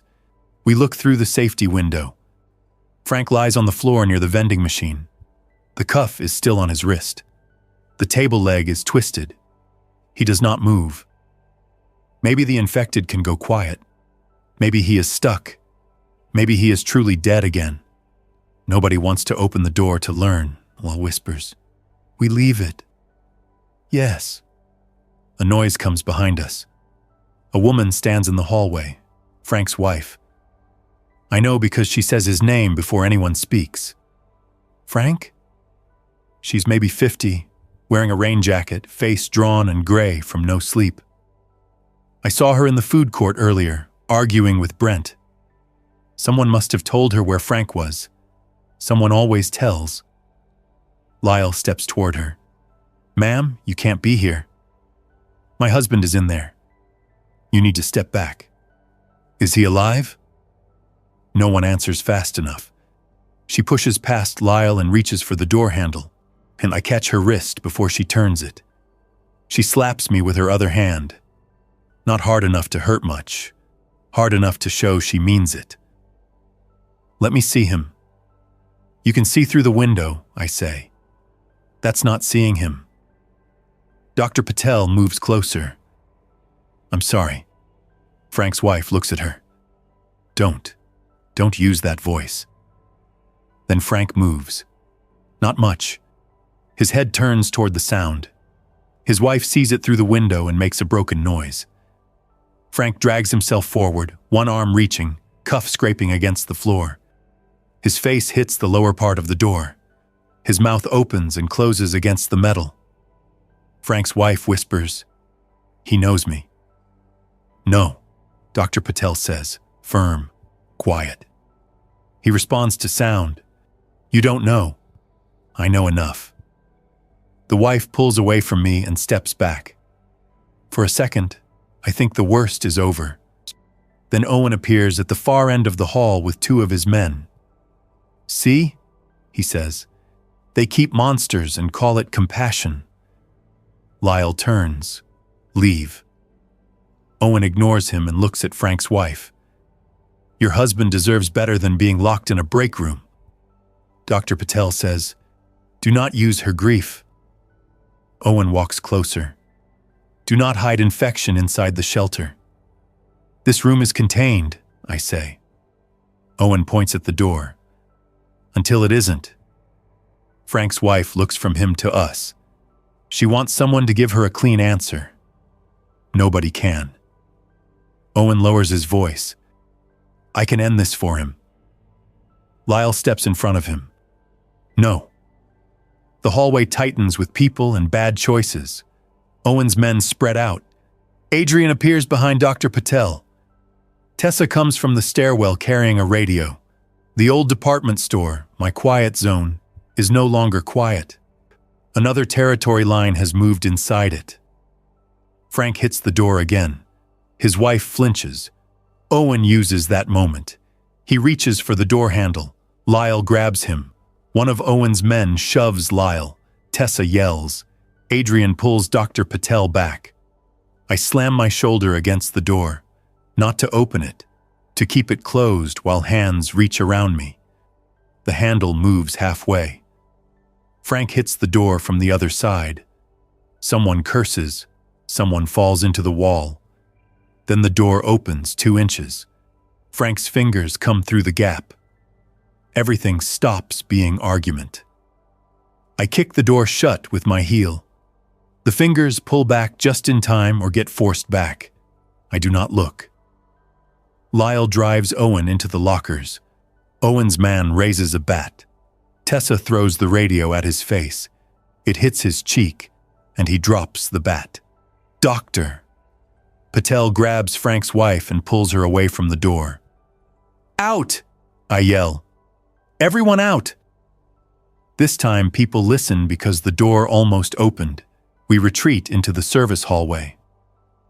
Lyle stays between Owen and the lounge door. Owen's face has changed. The controlled leader act is gone. He looks embarrassed. That makes him more dangerous. "You almost let him out," Lyle says. "You opened it fighting me. You reached for the handle." Owen wipes blood from his lip with his thumb. "This is why I don't trust you people." Tessa says, "Good. Stay in your fake kingdom." Owen looks at me. "You're all going to come begging when the west entrance fails." "No," I say. "We'll be busy fixing what you refuse to help with." He leaves with his men. Frank's wife sits on the floor and cries without making much sound. Dr. Patel sits beside her. No one says enough will be okay. Nobody insults her with that. The west entrance fails at 7:12 p.m. Not completely. The lower cracked pane breaks inward behind the metal gate. The gate and bench barricade hold, but infected arms push through the opening. People in the food court scream and run. The sound draws more infected against the doors, and the whole west entrance structure starts shifting. I am in Fresh Harbor when it happens. The first crash brings everyone to their feet. The second sends Tessa toward the front with a flashlight and a roll of duct tape, which tells me she is exhausted because tape will not fix a broken entrance. "Leave it," I say. She stops. "What?" "Leave the west entrance area. Pull back to the food court shutter line." We can't give up the food court. We can give up part of it or lose all of it. The mall has security gates between zones if you know where to look. Not designed for this, but usable. Food court restaurants have gates. The concourse has fire doors near the west hallway. The old department store has a heavy metal gate. If we abandon the entrance and block the corridor, we shrink the living space but reduce the exposed edge. Tessa understands fast. "Tell Lyle. I'm going." We meet near the fountain. Lyle is already pulling people back. Brent is shouting about controlled evacuation to interior areas. Nobody knows what that means. Owen's group watches from the north corridor, not helping. Dr. Patel moves pharmacy supplies toward the service hallway with Adrian. Carla opens theater halls for families. The west entrance gate shrieks under pressure. "Fall back!" Lyle yells. "Move to interior corridors! Leave bags if you have to!" People do not leave bags. They never do. They drag them, drop them, go back, block others, waste seconds. A woman tries to carry 2 suitcases full of clothes from the department store. One wheel snaps. She screams at it. Her husband pulls her away. A man takes a cash register from a kiosk, then abandons it 10 feet later. Yesterday's valuables keep getting one last chance to be stupid. I help Tessa and 2 grocery employees pull the rolling gate across Fresh Harbor. It jams halfway. Of course it does. Everything important jams. I kick a crushed water bottle out of the track and force it down. Tessa locks it, then passes food bags under the gate to families moving toward the theater. At the west entrance, the barricade shifts inward. A bench flips. The first infected gets one arm and shoulder through the broken lower pane, pinned by the gate. It snaps at nothing, trapped, but active. More push behind it. The gate bows. Lyle looks at me from across the food court. We both know. Fire doors, I say. He nods. The food court has two large fire doors built into the corridor between the west entrance and central atrium. They are usually held open by magnetic locks. If power fails or alarm triggers, they close. But power is still on, and the system is confused. I run to the wall panel near the service alcove and pull the manual release. Nothing. I pull again. The magnets stay engaged. Of course, I say. I open the panel with my screwdriver and cut the low-voltage wire. The magnets release. The fire doors swing inward from both sides, slow and heavy. Adrian appears and helps push one. The father from the north door helps push the other. People scramble through the narrowing gap with blankets and bags. "Move!" Lyle yells. "Inside now!" The infected pinned in the west gate breaks through enough to fall onto the tile. It drags itself forward. Another follows. Not fast. Fast enough. Lyle backs away with his baton raised. The last civilians get through. I shove the fire door harder. It meets the other door with a deep metal contact. Adrian drops the crossbar into place. The infected hit the far side less than 10 seconds later. The sound changes from glass impacts to metal impacts. Better. Not solved. The west food court is gone. People stare at the closed fire doors from the central atrium. Some cry. Some pray. Some ask what happens now. Brent says we have contained the breach. No one believes that wording, but the doors are closed, and that matters. Owen chooses that moment to make his move. His group seals the north wing completely and announces no more shared access until the mall has clear leadership. He takes the theater-side restrooms, part of the upper balcony, ridgeline, and one emergency exit corridor. That traps several families who had moved into the theater area. Owen says they can stay if they follow his rules. Carla objects. Owen removes her from the theater office and takes her keys. Lyle wants to confront him immediately. Dr. Patel says no. "Not while the west doors are breached," she says. "We fight him now. We make noise. We lose another barrier." Tessa agrees. He wants a fight where he can call himself protector. I hate that she is right. So we spend the next hours shrinking the mall. The living space becomes the central atrium, fresh harbor, Brightway pharmacy, old department store, service corridors, and part of the east wing. The west entrance is behind fire doors. The north wing is behind Owen's barricade. The south dock is unsafe. The east service door has infected outside but remains locked. Roof access becomes our only view of the outside. At 9 p.m., the power dies for real. No flicker this time. The lights go out, and the mall becomes a different building. Emergency lights come on in red and white patches. Store signs die. The fountain stops its quiet pump. The ventilation system shuts down and does not restart. Somewhere, a backup alarm beeps. The escalators are already still. The air changes within minutes, warmer, heavier, filled with people and trash and fear nobody says directly. Phones come out. Flashlights click on. Ridgeline's north wing glows brighter than the rest because Owen has most of the lanterns. The pharmacy has 2 battery lamps. Fresh Harbor has 1. Security has emergency lights. My maintenance room has darkness, water, and the supplies I hid. The infected at the west fire doors keep pushing. Not constantly. Waves. Something draws them, then they settle. Then someone inside makes noise and they start again. The fire doors hold, but the frame was not designed for endless pressure. I check the hinges with my flashlight and do not like what I see. By 10:30 p.m., the smell inside is worse. No ventilation, too many people, spoiling food in restaurants, restrooms failing, trash bins overflowing. The mall is no longer a shelter. It is a sealed container with bad habits. Dr. Patel says it plainly while we sit in the old department store office with Tessa, Lyle, Adrian, Carla, and the father from the north door. His name is Dean. I finally learn it after 2 days. We cannot stay here much longer, Dr. Patel says.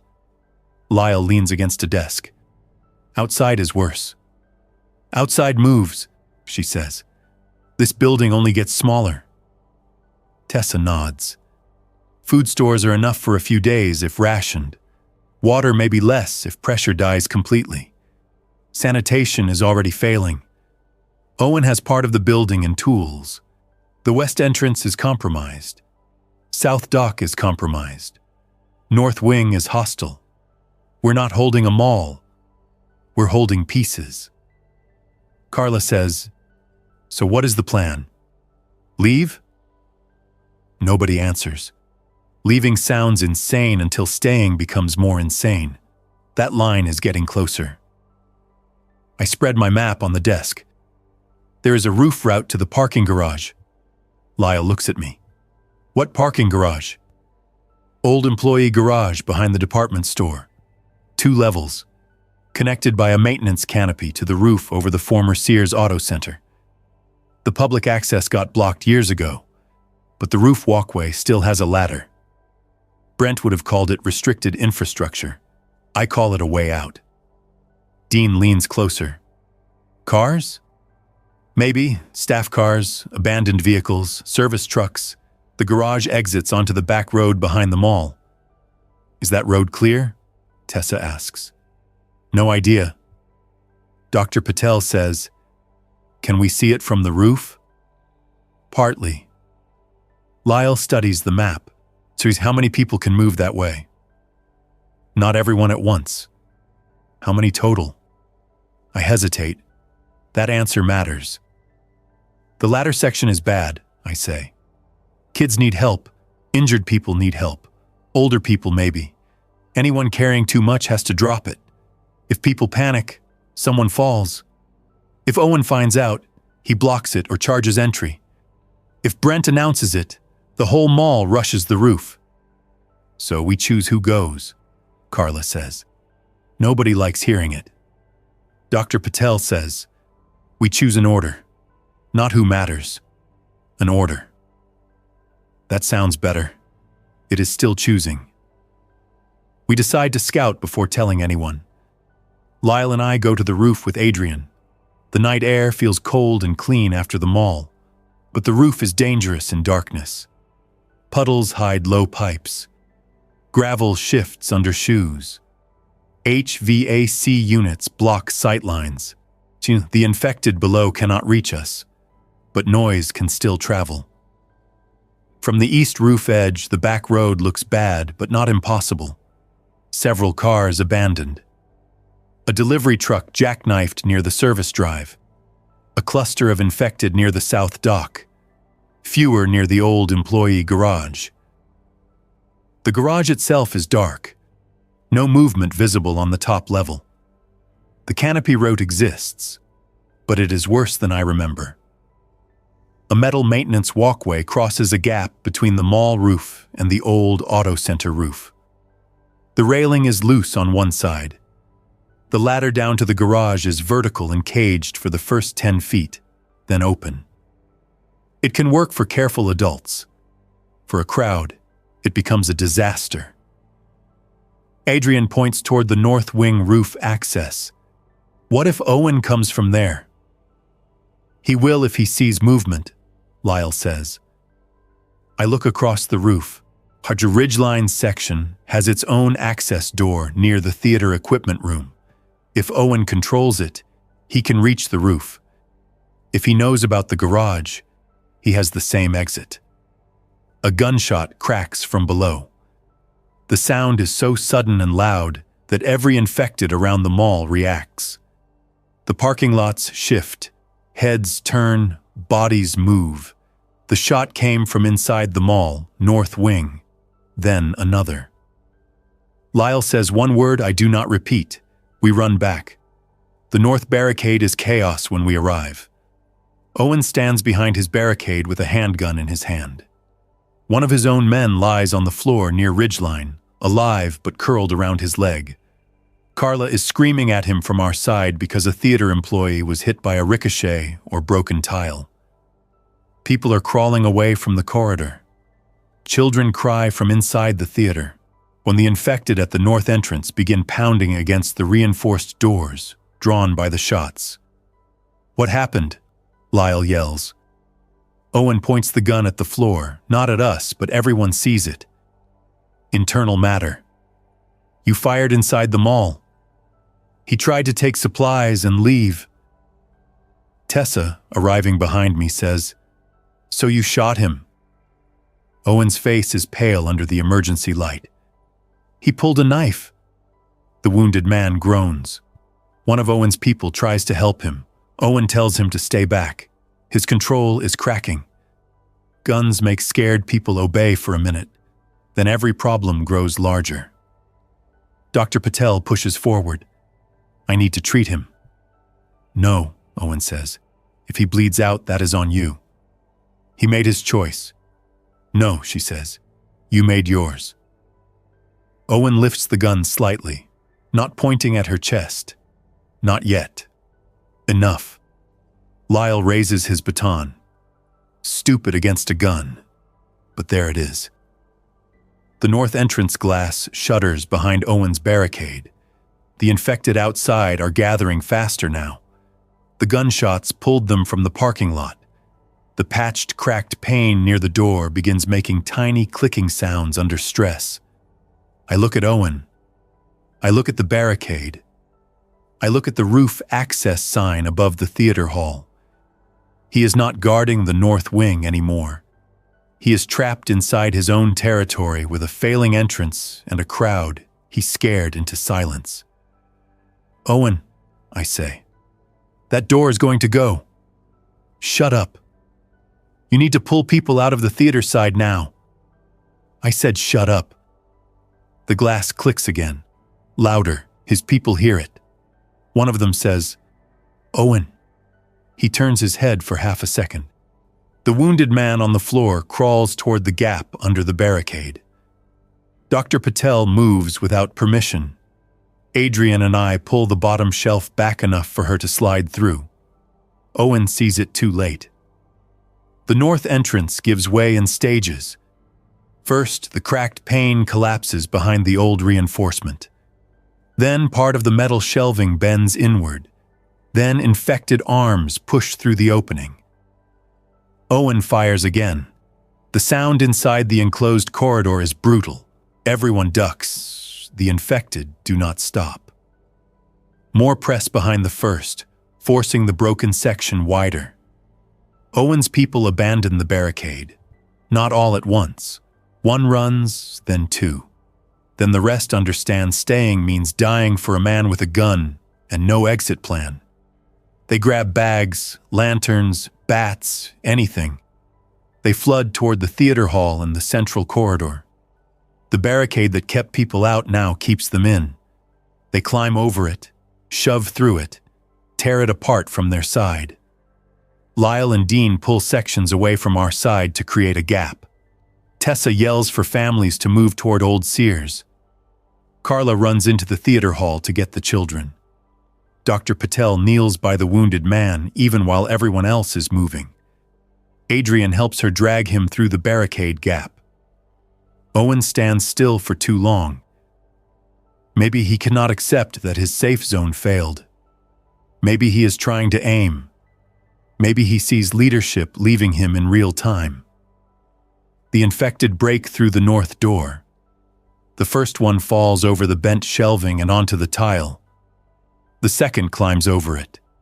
Then the corridor fills with movement. "Owen!" Lyle yells.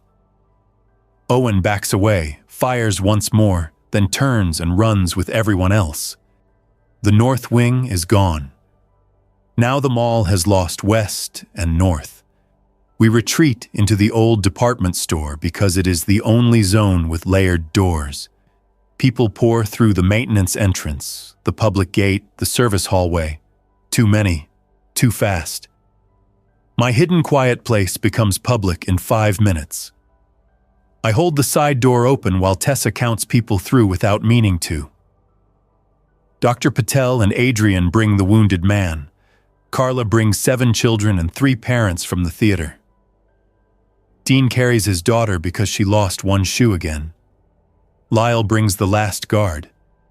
Brent arrives with a box of papers from the security office, which he drops when he sees the infected entering the atrium behind him. Owen comes last from the north corridor. He still has the gun. Lyle sees it. "Drop it." Owen looks behind him. Some infected are crossing the central atrium now, drawn by everyone's movement. Not many inside yet. Enough. The fire doors hold west. North is open. If we do not close old Sears now, we lose the department store too. "Drop it or stay out," Lyle says. Owen's face twists. For a second, I think he will raise it. Then his own people push past him into old Sears, leaving him exposed. That decides it. He sets the gun on the floor and kicks it through the doorway. Lyle grabs it and shoves it into his waistband. Owen enters. I pull the old department store gate down with Dean. It screeches. The sound brings infected across the atrium faster. The gate hits the floor. Tessa locks the side bracket. I close the maintenance door. Lyle bars it with a metal rod through the handle. The infected reach the gate seconds later. They press against the metal grid, fingers through the gaps, faces pushing between bars. People inside back away into the dark sales floor. Children cry. Someone throws up near the old perfume counter. A woman keeps repeating that the gate will not hold. She is right eventually, but not this minute. This minute is all we have. We move everyone deeper into the old department store. The space that felt too large when empty now feels too small with people. We use the second floor for families, the old offices for injured, the storage room for critical supplies, the roof stairs as controlled access. The public floor becomes a holding area. No one goes near the gate unless assigned. No one opens the lounge door where Frank remains trapped. No one uses the emergency exits. No one shouts. Rules again. Rules written after failure. The wounded Ridgeline man is named Sean. Dr. Patel treats his leg in an old manager's office. The injury is bad, but not immediately fatal. She does what she can with pressure, bandages, and a clean towel. No graphic work, just practical care under a desk lamp powered by batteries. Sean keeps apologizing, not to Owen, to everyone. "I was leaving," he says. "I found the roof door. I was leaving. I couldn't stay with him." Owen sits against the wall outside the office, guarded by Lyle and Dean. He says nothing. Without his group, his gun, and his store, he has become a man people avoid looking at. Brent tries to reassert command at 1 a.m. Nobody listens. He says we need order. Tessa tells him to carry water upstairs. He does. That is the end of his command role. The roof escape becomes the only plan left. We cannot take everyone at once. We cannot announce it too early. We cannot wait until the old department store gate fails. The infected in the atrium are increasing. Some wander away, but more enter through the north wing. The west fire doors still hold, yet the sound behind them continues. The mall is filling one broken section at a time. At 2 a.m., we gather the adults who can help move others, not leaders, helpers. That distinction matters now. Lyle, Tessa, Dr. Patel, Carla, Dean, the salon man from the roof rescue, two former Ridgeline people who abandoned Owen, one movie theater employee, Adrian, and me. I show the route on the map. Up the employee stairs, roof door. Across the roof, staying low. Maintenance walkway to old auto center roof. Ladder down to employee garage. From garage, move to back road. From there, we split only if forced. Otherwise, follow the drainage road behind the mall toward the residential neighborhood north of the creek. No one promises safety beyond the garage. No one says rescue waits there. We are choosing a moving risk over a sealed failure. Order. Children first with one adult per child if possible. Injured who can move. Older adults, medical supplies, water carriers, everyone else in groups of 10. No large bags, no suitcases, no carts. Quiet.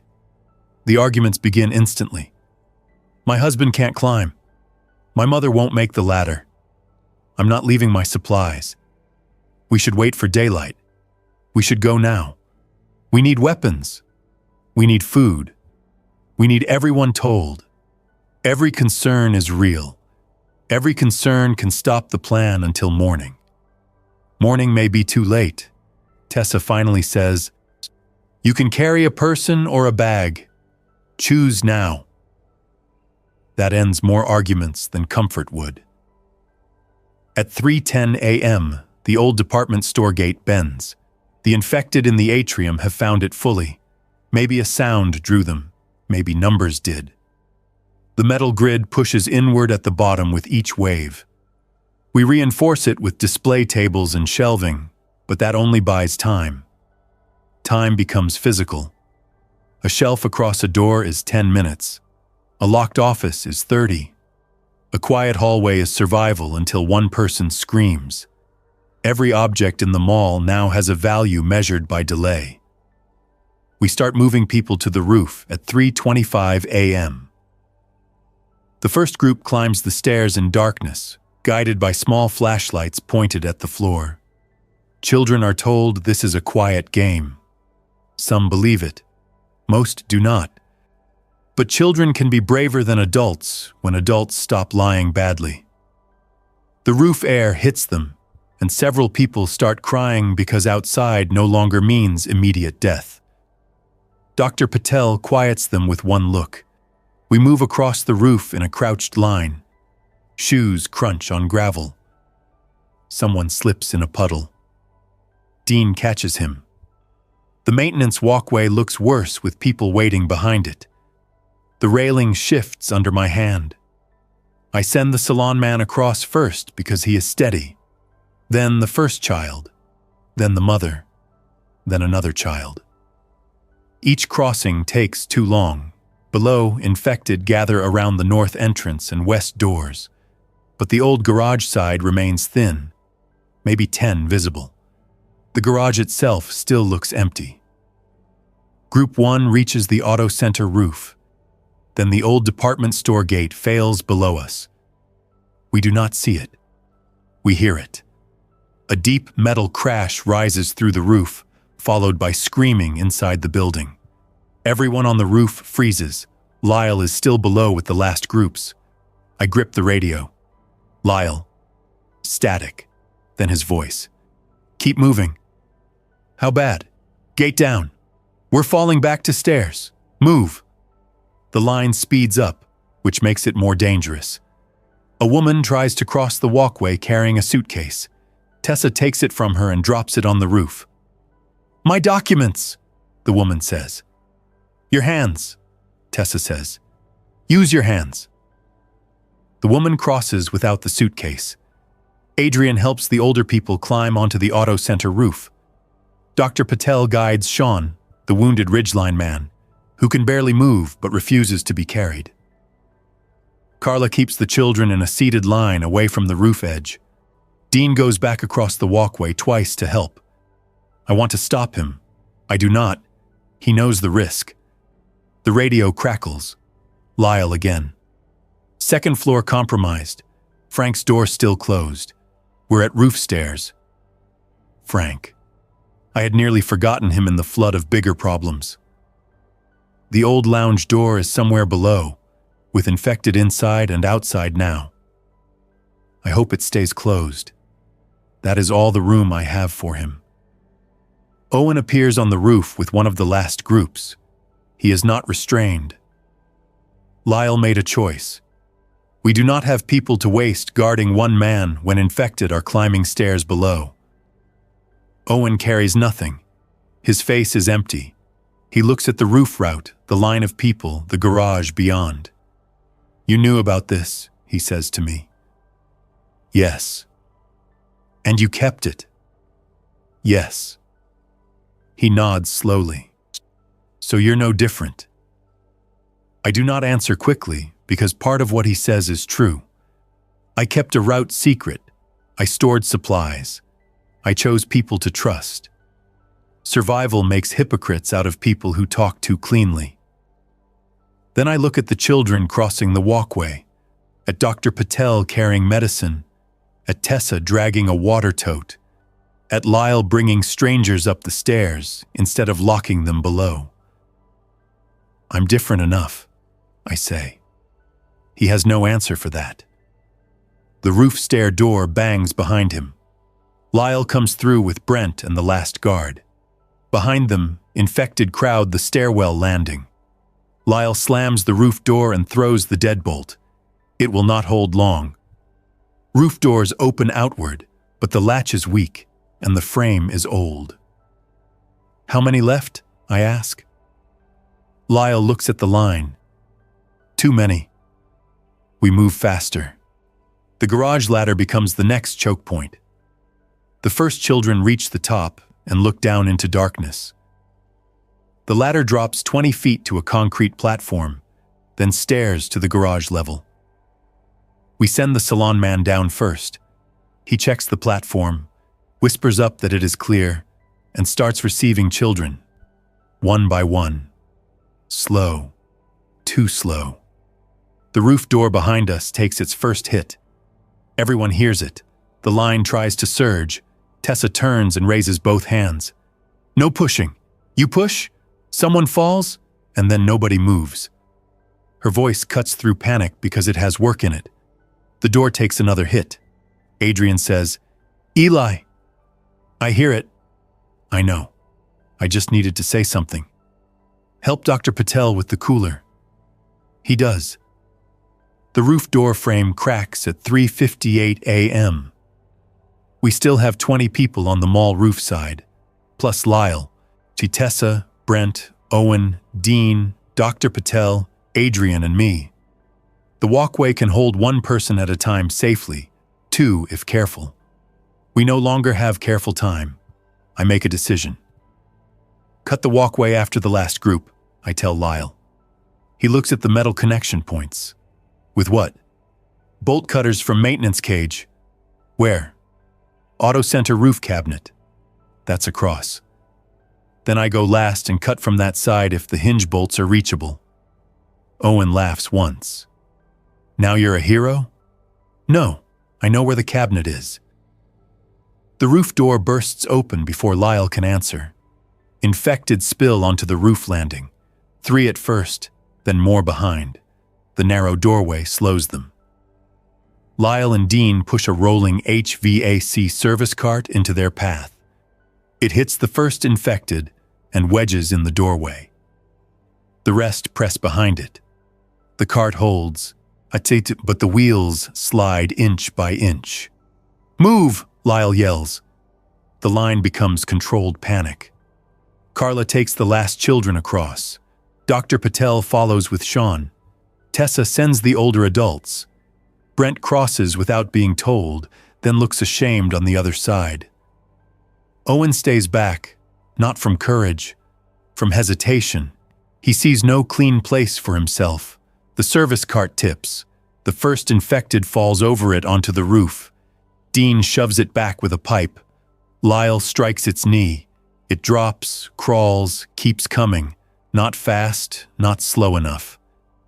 I grab a roof rake from the maintenance wall and hook its jacket, pulling it sideways into an HVAC unit.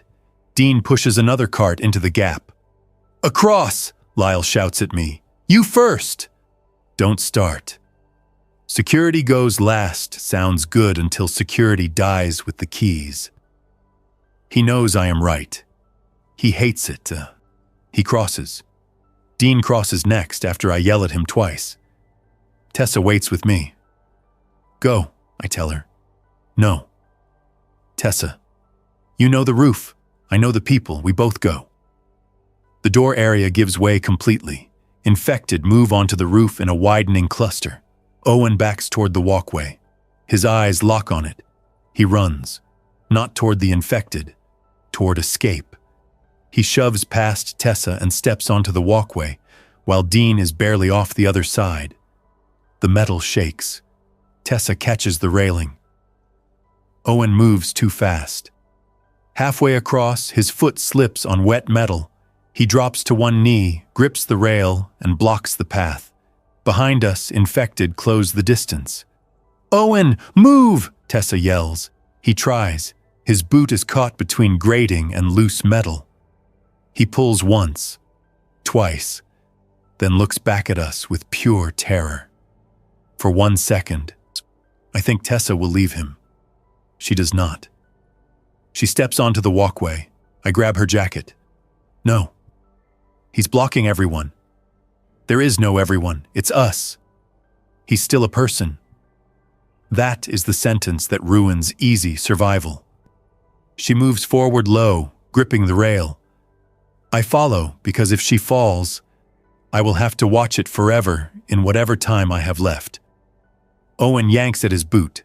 Tessa reaches him and works the loose grating. I stand behind her, swinging the roof rake at the nearest infected when it reaches the walkway entrance. The first infected steps onto the metal. The walkway shifts under its weight. Lyle yells from the far side, "Move!" Tessa frees Owen's boot. Owen crawls forward. Tessa shoves him. He reaches the far side, where Dean grabs him by the collar and pulls him off the walkway. Tessa turns back toward me. The infected is on the walkway now. I hit it with the rake, not trying to destroy it, just pushing it off balance. It grips the rail. The whole structure groans. Another infected reaches the entrance behind it. Tessa, go. She goes. I back up 2 steps, then cross behind her. The metal flexes. The infected follows, slower because its foot catches in the grating. Halfway across, I stop at the maintenance joint. The hinge bolts are old and rusted. No bolt cutters in my hand. Bad plan. No time. Then Adrian appears on the far side with bolt cutters. He found the cabinet. He throws them onto the walkway. They slide toward me, stop near my foot. The infected pulls free and comes forward. I pick up the cutters, clamp them on the first retaining cable, and put everything I have into the handles. The cable snaps. The railing drops on one side. The walkway tilts. Tessa screams my name from the far roof. I cut the second cable. The infected stumbles. I cross the last 10 feet with the bolt cutters in one hand and grab Dean's arm. Pull! He pulls me onto the auto center roof. Lyle and Adrian cut the remaining connection from our side. The walkway drops 6 inches, catches, then tears loose under the weight of the infected on it. It falls into the gap between buildings with a hard metal crash. The infected goes down with it. Others remain on the mall roof, blocked by open space. For 10 seconds, nobody moves. Then Lyle says, "Ladder, now." The garage is not safe, but it is not the mall. We descend in groups. The garage smells of oil, damp concrete, and abandoned cars. Emergency lights are dead. Flashlights find license plates, traffic cones, with shopping carts, old leaves blown in from the ramps. No infected on the top level.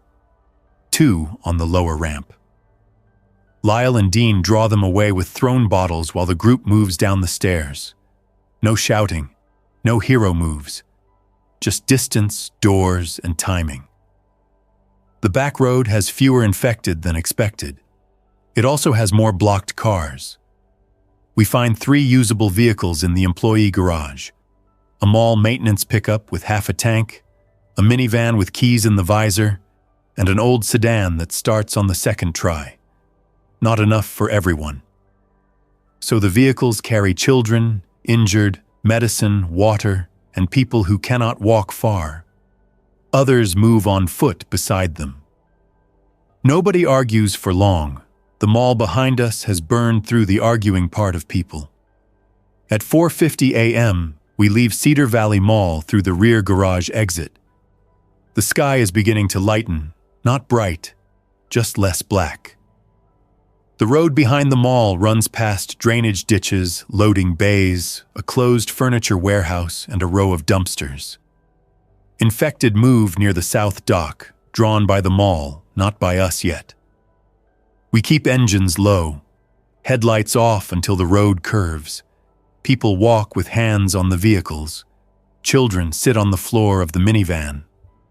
Dr. Patel holds the medicine cooler between her feet. Tessa sits in the pickup bed with a water tote and a crowbar. Lyle walks ahead with the handgun lowered, not waving it, not pretending it solves everything. Owen walks alone near the back. Nobody speaks to him. Nobody throws him out. That is not mercy exactly. It is exhaustion and a lack of spare cruelty. When we reach the drainage road, I look back. Cedar Valley Mall sits behind us with its signs dark, entrances crowded, skylights dull in the early morning. It does not look destroyed from outside. That bothers me more than visible ruin would have. The building still looks like a place where people bought shoes, ate pretzels, complained about parking, and let children ride the carousel for $3. Inside, 2 days were enough to turn it into locked rooms, failed leaders, ration lines, territory fights, broken gates, and people choosing which door to keep shut. I thought the infected would be the worst part. They were not. They were pressure. They were weather with teeth. They moved toward sound, toward doors, toward every mistake we made loud enough for them to hear. The worst part was how fast people turned empty stores into borders. How fast a pharmacy became a fortress. How fast a grocery stockroom became politics. How fast a sporting goods store became a throne for a man who wanted obedience more than survival. How fast management language died when it touched a real emergency. How fast yesterday's useless things stayed in people's hands until the last possible second. I hid inside a closed shopping mall and watched people fight over empty stores. Then I watched them learn, too late, what was never empty. Water in pipes, medicine in cold storage, doors that locked, corridors workers used, keys nobody respected. Quiet, trust. The person who knew where the roof ladder was. The employee who knew which food mattered. The pharmacist who could say no and still help. The guard who stopped pretending a badge could fix everything and started carrying benches. We do not reach safety that morning. Not real safety. The road ahead has abandoned cars and distant smoke and infected moving between houses near the creek. The phones still do not work. The radio repeats the same message with no new instructions. The minivan needs fuel. Sean needs better care. The children need sleep. Everyone needs water. The world beyond the mall has its own locked doors waiting. But we are moving. That is the difference. Inside the mall, every hour made the space smaller. Out here, every step gives us another choice.